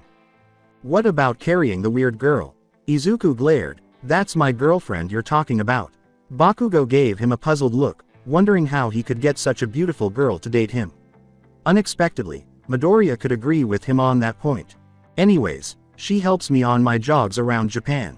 She thinks she's better than carrying a bag of weights on my bag. I disagree, but you don't really want to get on Nejire's bad side, he murmurs. Izuku laughs as Bakugo complains, don't I know it? Izuku hurried away, leaving a furrowed Bakugo in his wake, saying, anyway, if that's all, I have to go. I'm meeting with Nejire and the others to hang out and don't want to waste their free day. Deku was not merely training for the sake of it or helping the community because he was a good Samaritan. The blonde was aware of what was going on. No, Deku was actually training for the UA, and after cautioning him against going. When in hell would the moron realize that he would be the only one admitted to UA? It's not as if the moron was going to pass the entrance exam without any peculiarities. One morning, the teacher said, since you're all third years, it's time for you to think seriously about your futures. He picked up the pile of papers on his desk and flung them into the air with a flourish. I'd pass out handouts for your future plans, but, he said. I know you're all pretty much planning to go into the hero course, right? As children displayed their quirks, the classroom was filled with noise. Izuku, on the other hand, chose to ignore everyone else in order to write his hero analysis for the upcoming book. Yes, you all have wonderful quirks. The instructor chuckled, but you all know using them at school is against the rules. Bakugo bellowed, hey, teach, over the commotion. Don't lump me in the same group as these extras. I'm not gonna be stuck at the bottom of the barrel with the rest of these rejects. The room erupted in noise again, but this time it was his classmates shouting at the blonde for being impolite. Izuku once again let his friend's ego get the better of him by rolling his eyes, which infuriated everyone around him. Bakugo fired back, enjoying the way his peers became even more agitated. You should all shut up like the extras you are, he said. The teacher drew lead, and everyone halted their shouting to pay attention to him. The man's desk was now strewn with pieces of paper, and he was examining one of them. It seems that you want to go to UA High, yes, Bakugo. He wants to go to that national school. It was in the top 0.2% of high schools this year. They barely accept less than half of those who apply. Exactly, Bakugo yelled, cutting off the conversation. That's why you guys are just a bunch of extras, he exclaimed, leaping from the back of his chair and landing on the desk, standing taller than the other students. Bakugo cried passionately, gradually increasing his volume and matching his tone with explosive movements. I aced the mock exam. I'm the only one at this school that could possibly get into UA. I'll surpass All Might and become the top hero. My name will be the highest on the list of top earners. Bakugo exclaimed. He has become much more dramatic. Even though his former friend had a strong quirk, Izuku couldn't help but grimace at him because he lacked the heroic demeanor. No hero would disparage those whose aspirations were to be heroes as well. Izuku would agree that some of his classmates weren't the best candidates for hero work, but he wouldn't consider it a hero to completely dash their hopes. He must get off his high horse and begin acting like a hero, beginning with a change in attitude, if he genuinely wants to be like All Might. After a moment of paging through some other papers, the teacher, accustomed to his students' antics, noticed something. Oh, apparently Midoriya is aiming for UA too, that's surprising. He could hear laughter all around him as his old friends or classmates made fun of him, believing he had no chance whatsoever of getting into the elite hero school. Izuku knew the truth, so he didn't care. They could laugh all they wanted. He's essentially prepared for what lies ahead after years of training with his big brother. He will be the one to show everyone how foolish their laughter was when the entrance exam arrives. Izuku was not surprised when Bakugo slammed his hands on the strange wannabe hero desk and exclaimed, "Deku." He had anticipated this reaction after learning that he was applying. "Are you seriously gonna apply to UA after I told you not to? You're just a quirkless Deku. Who couldn't even make it to the general ed course." "Bakugo, we both know that's not true, and even if I was quirkless UA, I'd still have a better chance of getting into UA than you with that attitude. So again, regardless of whether I have a quirk or not, I will apply and get in." Deku. Izuku started packing up his belongings after class ended, but Bakugo and his goons stopped him. He was stopped in his tracks by a hand on his shoulder. With a smirk, he placed his hand in Midoriya's shoulder smoke and said, "Look, Deku, I want my story to be where I am the only one from our year to be allowed into UA and I can't do that with you applying. Here's some advice. Don't even try. Continue being a useless Deku elsewhere where no one notices and let me be the hero." Izuku, who was offended by his remarks but otherwise disregarded his jests, was left behind. Izuku was observed frowning as he made his way home through a tunnel following the altercation with Bakugo. "Geez, what a jerk. Whatever, it doesn't matter. I'm gonna keep my promise and make Mirio proud by getting into UA with my power RRRR." Sadly, Izuku's loud yell caused him to miss the manhole behind him opening and the sludge monster creeping out of it. Izuku kept walking through the tunnel home, unaware of the danger. With a voice as hideous as its face, the thing said, "I'm a medium-sized skin suit, yes, you'll do just fine." Izuku finally regained consciousness of his surroundings, but when he saw the enormous sludge monster coming directly at him, he went pale. He initially attempted to flee, but it dragged him back with a tendril of sludge. "It's okay, kid, it'll be over soon, so how about you stop fighting it? I need to get out of here before he arrives." Izuku was unsuccessfully attempting to remove the slime from his face by clawing at it. As he began to suffocate, Izuku asked himself, "Is this really how I die? Is this the end?" The world became hazy as he gradually gave up. "You're my Izu bro, and we're gonna be the best heroes ever." When Izuku recalled what Mirio had said to him all those years ago, his eyes grew wide. Mirio had subjected him to a gory exercise that had caused him to fall. Despite his desire to give up, he didn't want to disappoint the person he looked up to. "Izu bro, are you alright there? You look a little tired." Izuku said sheepishly, "Yeah, this is just a lot of work for me." Minutes went by before he finally spoke, and Mirio stared at the younger boy in front of him. "Bahahaha, well, why didn't you say something sooner, Izu bro? This just means I'll have to adjust the workout regime, so we don't overwork your body." With tears in his eyes, the 9-year-old boy grinned up at his idol, amazed that someone could be so compassionate. Izuku whispered, "I still don't get it, Mirio, why are you helping me so much?" When his younger friend patted his head, the older boy gave him a gentle smile. "'Cause you're my Izu bro. And we're gonna be the best heroes ever." Izuku wiped his eyes silently and asked, "Really?" "Yup." Izuku's gaze expanded. He clenched his hand on the slime and said, "That's right. How could I have forgotten that? If I want to demonstrate that, I must demonstrate to Mirio that I am one of the greatest heroes, just like him." The high-temperature flames caused the sludge monster to shoot out of Izuku's throat in pain as he gradually started to exert flames out of it. "I will punish you for burning me, shit kid. I must become the world's greatest hero." The one hero he didn't expect to appear emerged from the same manhole as the sludge monster just before he had to use his quirk once more. "I'm here, so don't be afraid." "Oh, thank God." Smough, Texas. Young Midoriya, wake up. It took some time for Izuku's eyes to adjust, but once he could see clearly, he nearly fainted when he saw the number 1 hero in front of him. Izuku was woken up by someone slapping his face, not even realizing he had passed out. "Oh, thank goodness, I was getting worried. Gosh, you're all powerful." Izuku leapt to his feet and shouted. All Might turned around and remarked, "That I am young Midoriya, and might I say you have a wonderful quirk for you to handle the sludge monster." "Whoa, thanks so much, I was able to assist with its training." "Hold on, how did you find out my name?" "Oh no, I forgot that he was unaware of my identity. Oh well, when I looked through your school badge to find out who you were, I found your ID. I had to check on you and make sure you were alright. Anyway, I have to go. Holding 2 soda bottles full of the sludge villain, All Might spoke in a hurry. Well done, All Might. That makes sense, I see. He has already signed it, so hold on a moment while I get your auto. Mirio is going to go crazy. Izuku stopped. Yeah, thanks for the assistance, my boy.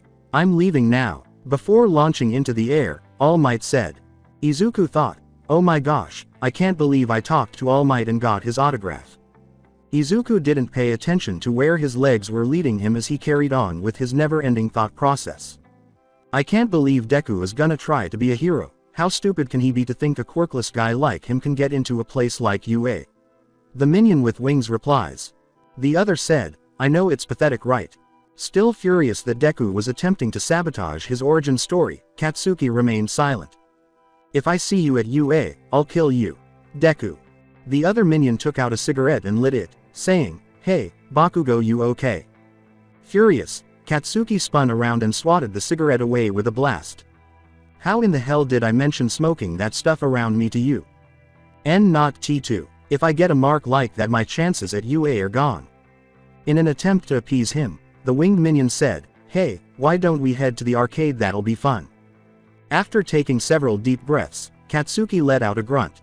Fine, but the 3 boys were stopped before they could go very far by a chilly voice. With a slushy sound, a repulsive voice said, ooh, a medium-sized skin suit with a powerful quirk, excellent. Unaware of the location he was approaching, Izuku kept gazing in wonder at All Might's autograph. Whoa, wow, what's going on?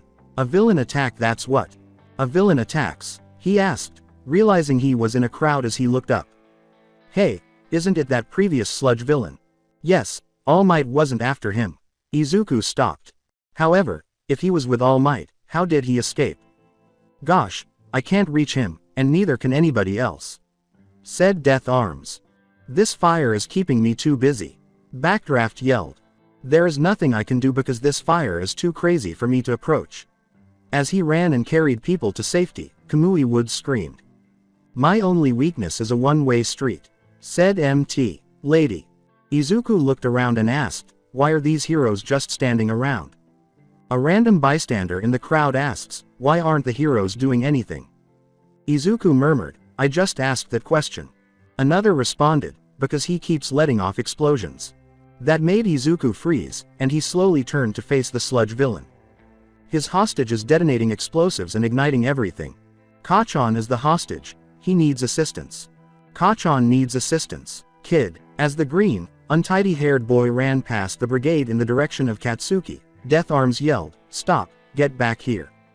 Hold on. When Izuku realized what was happening, his eyes widened. Why am I running? He asked himself. Izuku thought, I can't stop my legs. And instantly cursed whatever was making him act in this way. How could I have allowed those bottles to fall out of my trousers? We could all growl if I were quicker. A tall, slender blonde was looking away from the scene, his fists clenched in agony over his failure to capture the sludge monster, until he noticed Midoriya running into the burning alley where the sludge monster was causing the flames to move, without anyone else noticing. I knew I made the right decision, All Might said with a smile, he is my heir. Yuu. Izuku barrel rolled out of the way and kept running to Kachan after the villain threw slime tentacles at him. What is that child up to? As Izuku ran, he thought, okay, you've trained for this, not technically but you kinda have. Using his magic to keep the flames contained to the alley, Izuku kept running in the direction of Bakugo and the sludge monster. What the devil are you doing, Deku? Bakugo screamed, using the distraction to exhale and free himself from the sludge. Kachan, I was unable to sit there and watch you perish. He had a determined expression on his face as he recognized what had to be done. I'm sorry, Mom. That villain is going to kill that kid, so what the devil is he doing? Kamui Woods says. Hell, even if I know, the flames surrounding them will prevent us from reaching him. Death Arms cried out. When the green-haired boy ran at the hostage, barely avoiding the sludge tendrils, and then got into a screaming match with the blonde boy, everyone in the crowd was shocked. They thought the bushy-haired kid would also be taken hostage, but then they saw emerald flames ignite on the boy's fist. Izuku then cocked one arm back and ignited his elbow to give him more momentum as he shot through the sludge monster with his flames, freeing Bakugo. Power RRR. I'll kill you for that, aha. Forgetting its hostage, the half-destroyed sludge monster yells as it approaches Izuku, who is standing in the same spot with his fist out and is panting from the amount of power he has used. Bakugo snarled, how the hell did Deku do that? He's not supposed to have a quirk. As he pulled Izuku and Katsuki away from danger, All Might remarked, I really am pathetic, aren't I? I'll sit back and unwind while you guys take care of everything. I am a hero.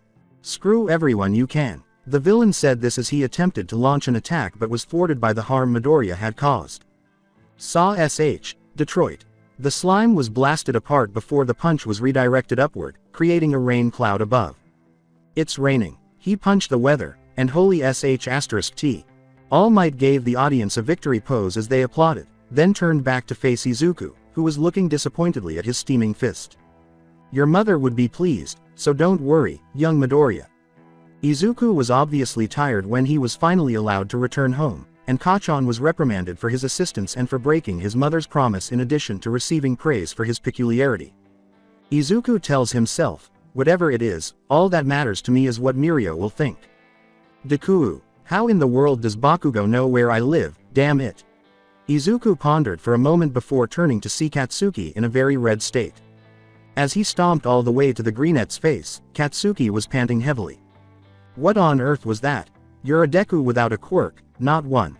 Even as Bakugo went on to complain about how impossible it was for Izuku to acquire a quirk at such a late age, Izuku rolled his eyes. Bakugo, I was never quirkless. I've been telling you that I had one since we were young. I simply assured my mother that I would not use it until I entered UA. You just ignored me and thought otherwise, Izuku said, adding that he was training to be a true hero. Deku was correct. Bakugo had been telling him for years that he had a quirk, but he never believed him because he never displayed his power. Bakugo growled at Deku in anger. No matter what, you're still a Deku, TCH. You got it. I'm going to be the most popular hero. Whatever, not like that was a real threat, Izuku said, shedding a few tears before turning and heading home on foot. All Might said, I am here. As he moved into Midoriya's path, Izuku yelled, All Might, what are you doing here? He was surprised to see his hero so quickly. Bako blarged, oh my god, are you alright? Wait, you're not All Might, you're Mr. Yagi. Izuku screamed. Actually, I'm both. All Might is my hero persona and Toshinori Yagi my civilian persona. This reason I'm like this is because of an injury that occurred 5 years ago. 5 years ago? Was that the toxic chainsaw fight? Nah, guy couldn't touch me even if he tried. No, this was something else. Due to that I can only hold my form for 3 hours a day, All Might have clarified. This information appalled Izuku, but he kept it a secret so as not to disturb the symbol of peace.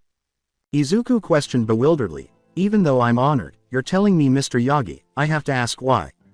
All Might nodded, relieved to have returned to his original plan of meeting the boy. Tell me, young Midoriya, when you ran to save that boy, your legs, they moved on their own, didn't they?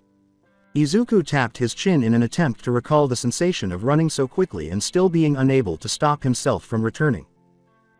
Yeah, it was really weird because I didn't even think about it, just kinda happened. All Might grinned broadly before continuing. You see, young man, the best heroes fight for what's right, they rescue without a second thought, but what a lot of them have in common is that when someone was in danger, their legs moved on their own, including myself.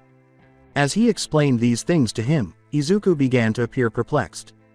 You ran headfirst into danger when no one else would. Recalling all the heroes who said they couldn't help, Izuku nodded. It's always possible, young man, I want you to be my successor. What do you mean your successor? Young Midoriya, many people try to guess what my quirk is by saying it's some type of strength quirk, when in truth it's the opposite. My quirk is called One for All. It's transferable from each successor to the next, gathering that power and growing stronger as it moves on. And I want you to be the next one to get it. What? Seriously? Yes, seriously. You embody what it means to be a true hero. Not to mention everything you've gone through that led up to this moment. Izuku felt that something was amiss in the moment, even though his heart was overflowing with happiness at what his heroes had said. Like he didn't deserve it at all. So, my boy, what do you say? I can't believe All Might is asking me to be his successor. This is amazing, but am I truly worthy? I have to call Mirio. No, I have to call Aizawa-sensei. The sweat of might fell on his hopeful successor. Probably ought to have informed him that this was a secret. Midoriya my boy, I'm sorry but you can't tell anyone what I am offering you. Izuku's muttering ceased when his hero spoke. He believed it was a deal breaker that he couldn't tell his adoptive father and best friend. Something as significant as All Might's quirk was too big for him to accept without at least getting their opinion. It was the least he could do after everything they had done for him. Izuku, looking to Thin Might, prepared himself for the hero's response. All Might sir, as honored as I am that you would offer me the opportunity to be your successor, I can't in good conscience accept, I'm sorry. Hearing his ideal successor turn down his offer left All Might stunned. Given how long he had been looking for him, it was a gut punch. Young Midoriya, why you would reject an offer such as this? Izuku exhaled deeply. I just feel that it would be wrong of me to accept such a power without telling Aizawa, the man who willingly adopted me after only knowing me for a year. And Mirio, he's been by my side for almost 8 years. Not telling him would be a betrayal to our friendship. Not to mention even if I didn't tell Mirio and the others about OFA they would still suspect something was up since my quirk is pyrokinesis. It's just, I know this is a lot All Might sir, but it's the truth. Izuku bowed to the older man and started walking home, leaving All Might stunned. Izuku told Toshinori Yagi something he didn't know how to react to. He eventually pulled himself together after realizing he was going to lose the ideal successor. Wait, young Midoriya, please wait. Izuku heard All Might shout for him from a few feet away. He turned to see his hero smiling slightly and reaching out for him. Izuku Midoriya, you truly have the heart of a hero. Become my successor and I will allow you to tell those you deem trustworthy. He grinned. As Izuku heard All Might say, I accept, All Might. Tears streamed down his cheeks. Just what I wanted to hear. Now then when should I expect you to tell Aizawa and the others? Asked the man. Izuku gave his chin a contemplative tap.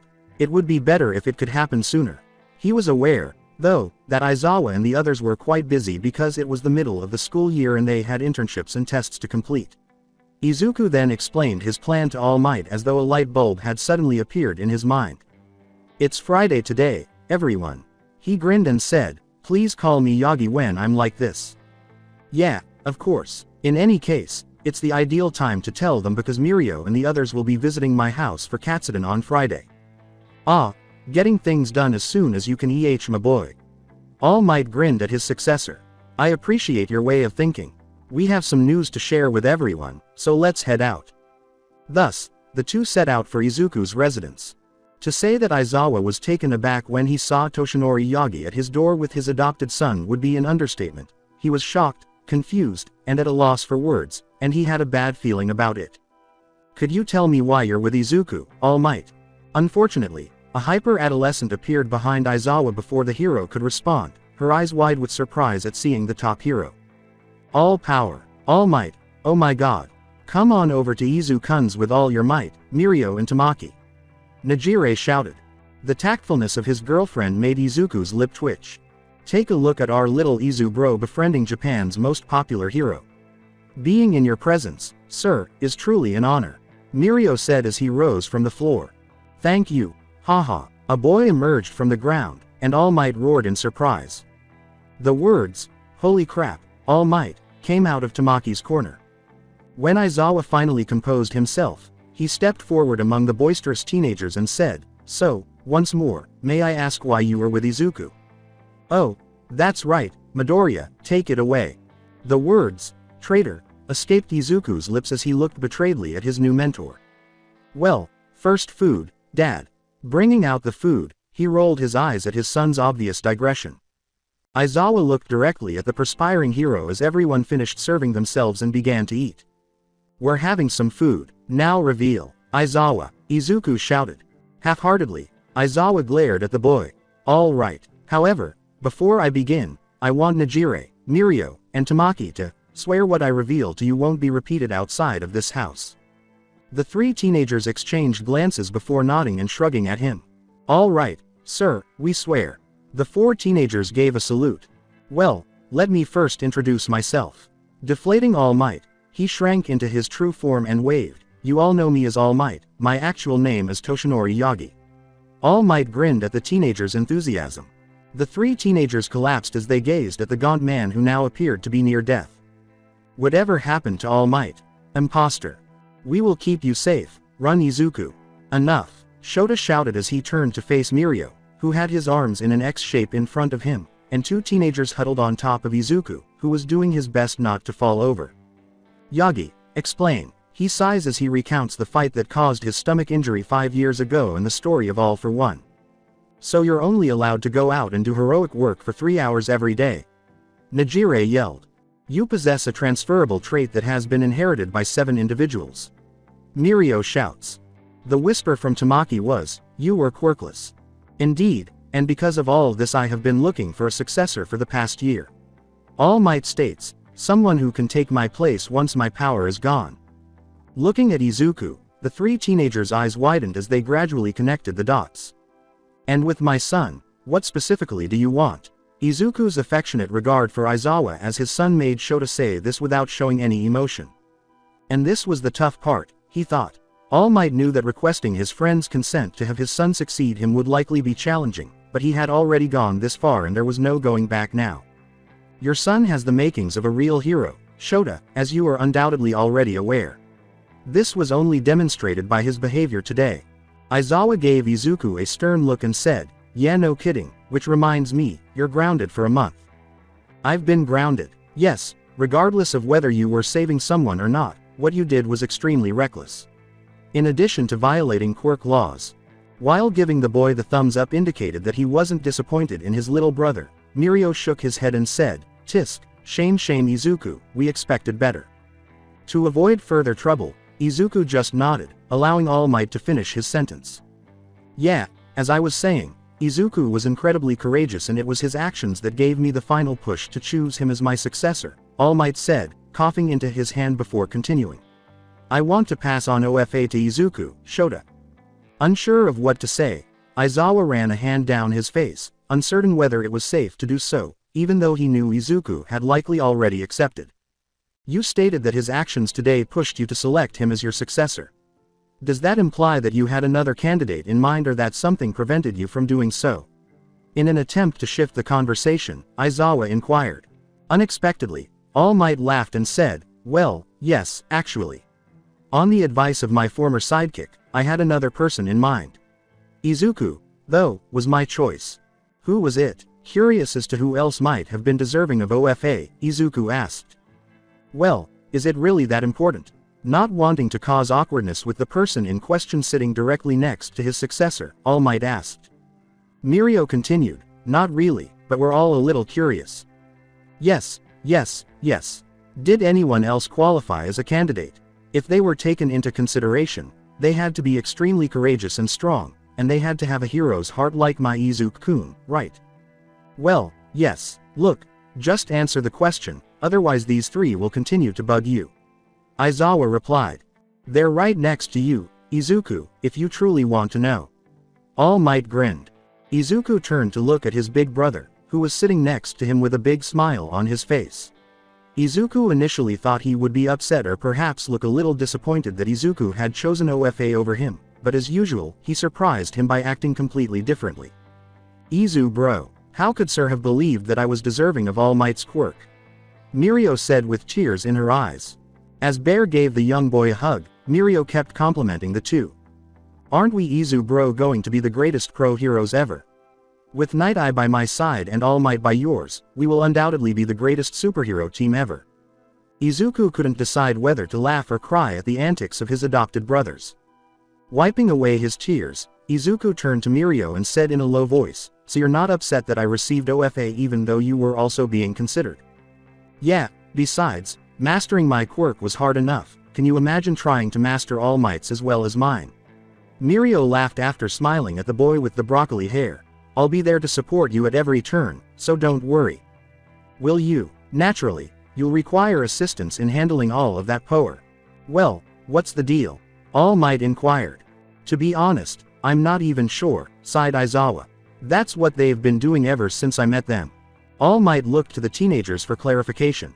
"Yes, Mirio and Izu-kun both say that before launching an attack. Najire replied with a warm smile as she watched the two boys wrestle. It's like how you say smash, they say power. From his corner, Tamaki murmured, in fact, if I didn't know any better, I'd say it powers up their moves. So, I assume you're alright with Izuku accepting my power. Aizawa drew lead, not like I can stop the kid now. But I swear if that kid comes home not looking how he does now you'll pay for it. He barked. Yeah got it. The UA. So how do we do this, All Might? Well my boy, One for All needs a proper vessel before it can be used, otherwise your limbs will explode. What? All Might quickly changed their minds because they didn't want Izuku to withdraw from being his successor. But don't worry, whatever you've been doing has made you more than ready, I swear. Izuku calmed down and gave his mentor a doubtful look. He nodded his head when he saw no indications of dishonesty. Izuku proudly remarked, thank the Mirio and Midoriya road to UA workout plan. The what now? Izuku produced a stack of papers and gave them to All Might, who impressed him by reading them through before returning them. All Might exclaimed, before reverting to his civilian demeanor, not bad, I even noticed you added martial arts to the mix. You truly planned everything out. I chose well for a successor. Midoriya nodded his head and laughed. Yeah, well Mirio and I made a promise to get into UA together and I plan to keep it. So, what now? Now's time for the ceremony. Shrugged All Might. All Might plucked a lock of hair from his head and gave it to the boy, saying, eat this. Izuku gasped, what the heck why? One for All has to be passed down through some sort of DNA, I figured this would be easier than blood or spit. Although Izuku complained that this was unsanitary, he acknowledged that it was preferable to eating spit. Oh my god, did you really use a scented shampoo before coming here? All Might said sheepishly, I thought it might make the hair taste better. Do you at least have water to wash it down? Izuku asked, shivering as the hair started to slide down his throat. Not even considering offering his successor a way to wash his hair, All Might's face fell. No I don't. Sorry. Seriously. Geez, fine well what do we do now? All Might smiled at the young man. Now we wait. It'll take a bit for you to digest the hair so in a few hours we should be ready to test out OFA and see how well it meshes with your power. For now, you can go do whatever you want but come back in about say 3 hours to test it out. Izuku gave a nod before heading to see some of his favorite pro-hero instructors. Midnight smothered Izuku between her chest and cooed, Ragdoll Jr. What are you doing here? I thought we weren't seeing you until Friday at Dadzawa's. MMMPHMPH, was Izuku's mumbling. Since Aizawa adopted the child, he and Midnight had made the decision to be honorary aunt and uncle, spoiling the child whenever they could. Present Mike laughed at the young teen. It helped that they got a picture of him and his friends dressed as Midnight, Eraserhead, and himself, not that the child didn't deserve it. The child is really too innocent for the world. Yeah Lil, listener, not that we don't enjoy your visits, he continued. I'm doing some extra training, but thought I'd just drop by to visit, he said with a grin. Present Mike and Midnight turned their heads away from the radiant smile and said, too pure. Izuku sat down to talk to the two instructors and concluded that it was probably time to return to All Might for his training. He was shocked to see his girlfriend and friends in the training room when he returned. Mirio, Najire, Tamaki, what are you guys doing here? Moral support, they exclaimed, leaping to give the younger boy a hug. Really? Yes and no. They wouldn't stop asking Aizawa for updates on you, so we decided to let them watch you train, All Might said candidly after laughing at the teenagers. You guys, thank you, Izuku said, clenching his chest to contain his tears. Well now that we have pleasantries done with, ready to get started. Yeah, so how do I activate One for All? With a hint of perspiration, All Might gazed at Izuku and said, well, I'm not sure, you see One for All came to me quite easily, so I didn't really need that much training from my mentor.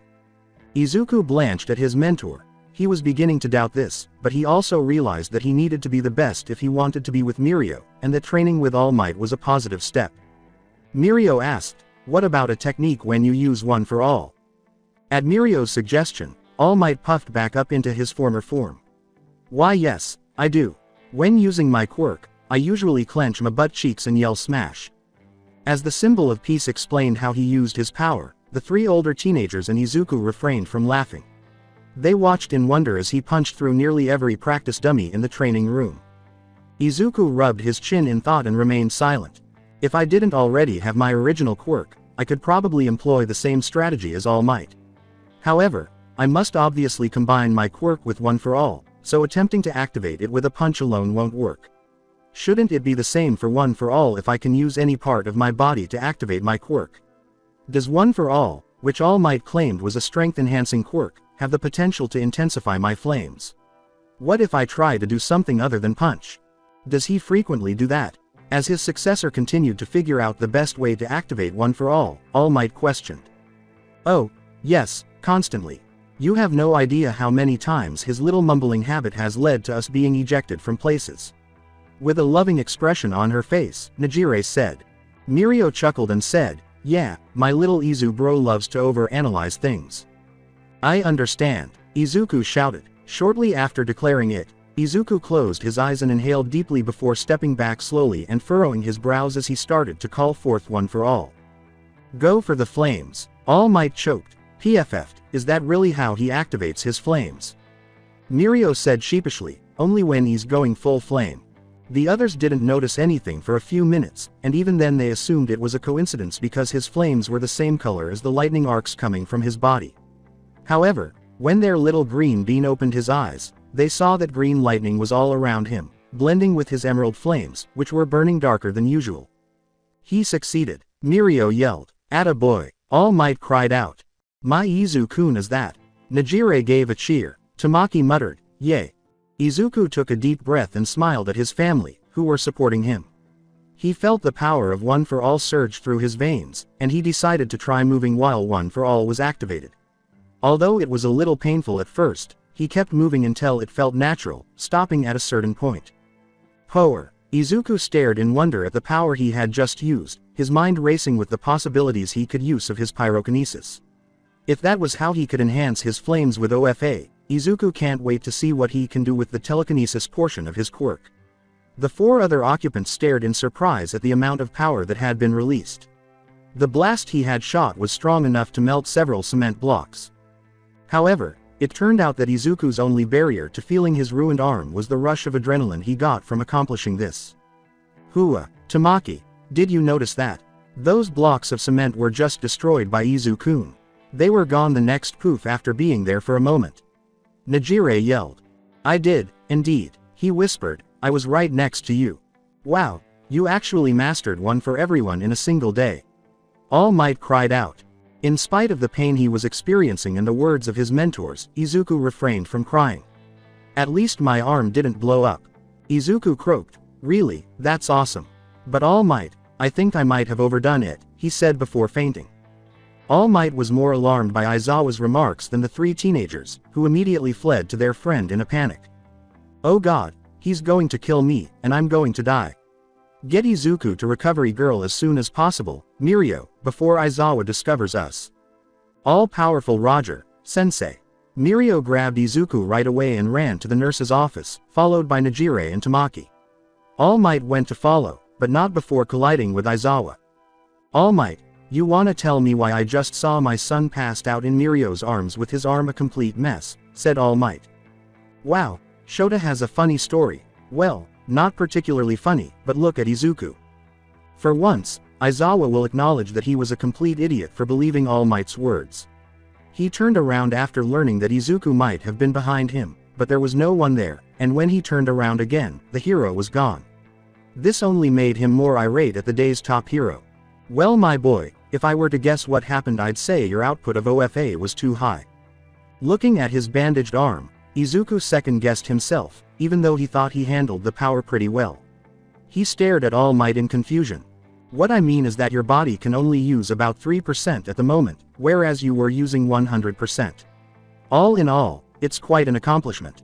To avoid getting into trouble with Aizawa and ending up back in the hospital, I advise you to practice working with that output amount for the time being, he laughed.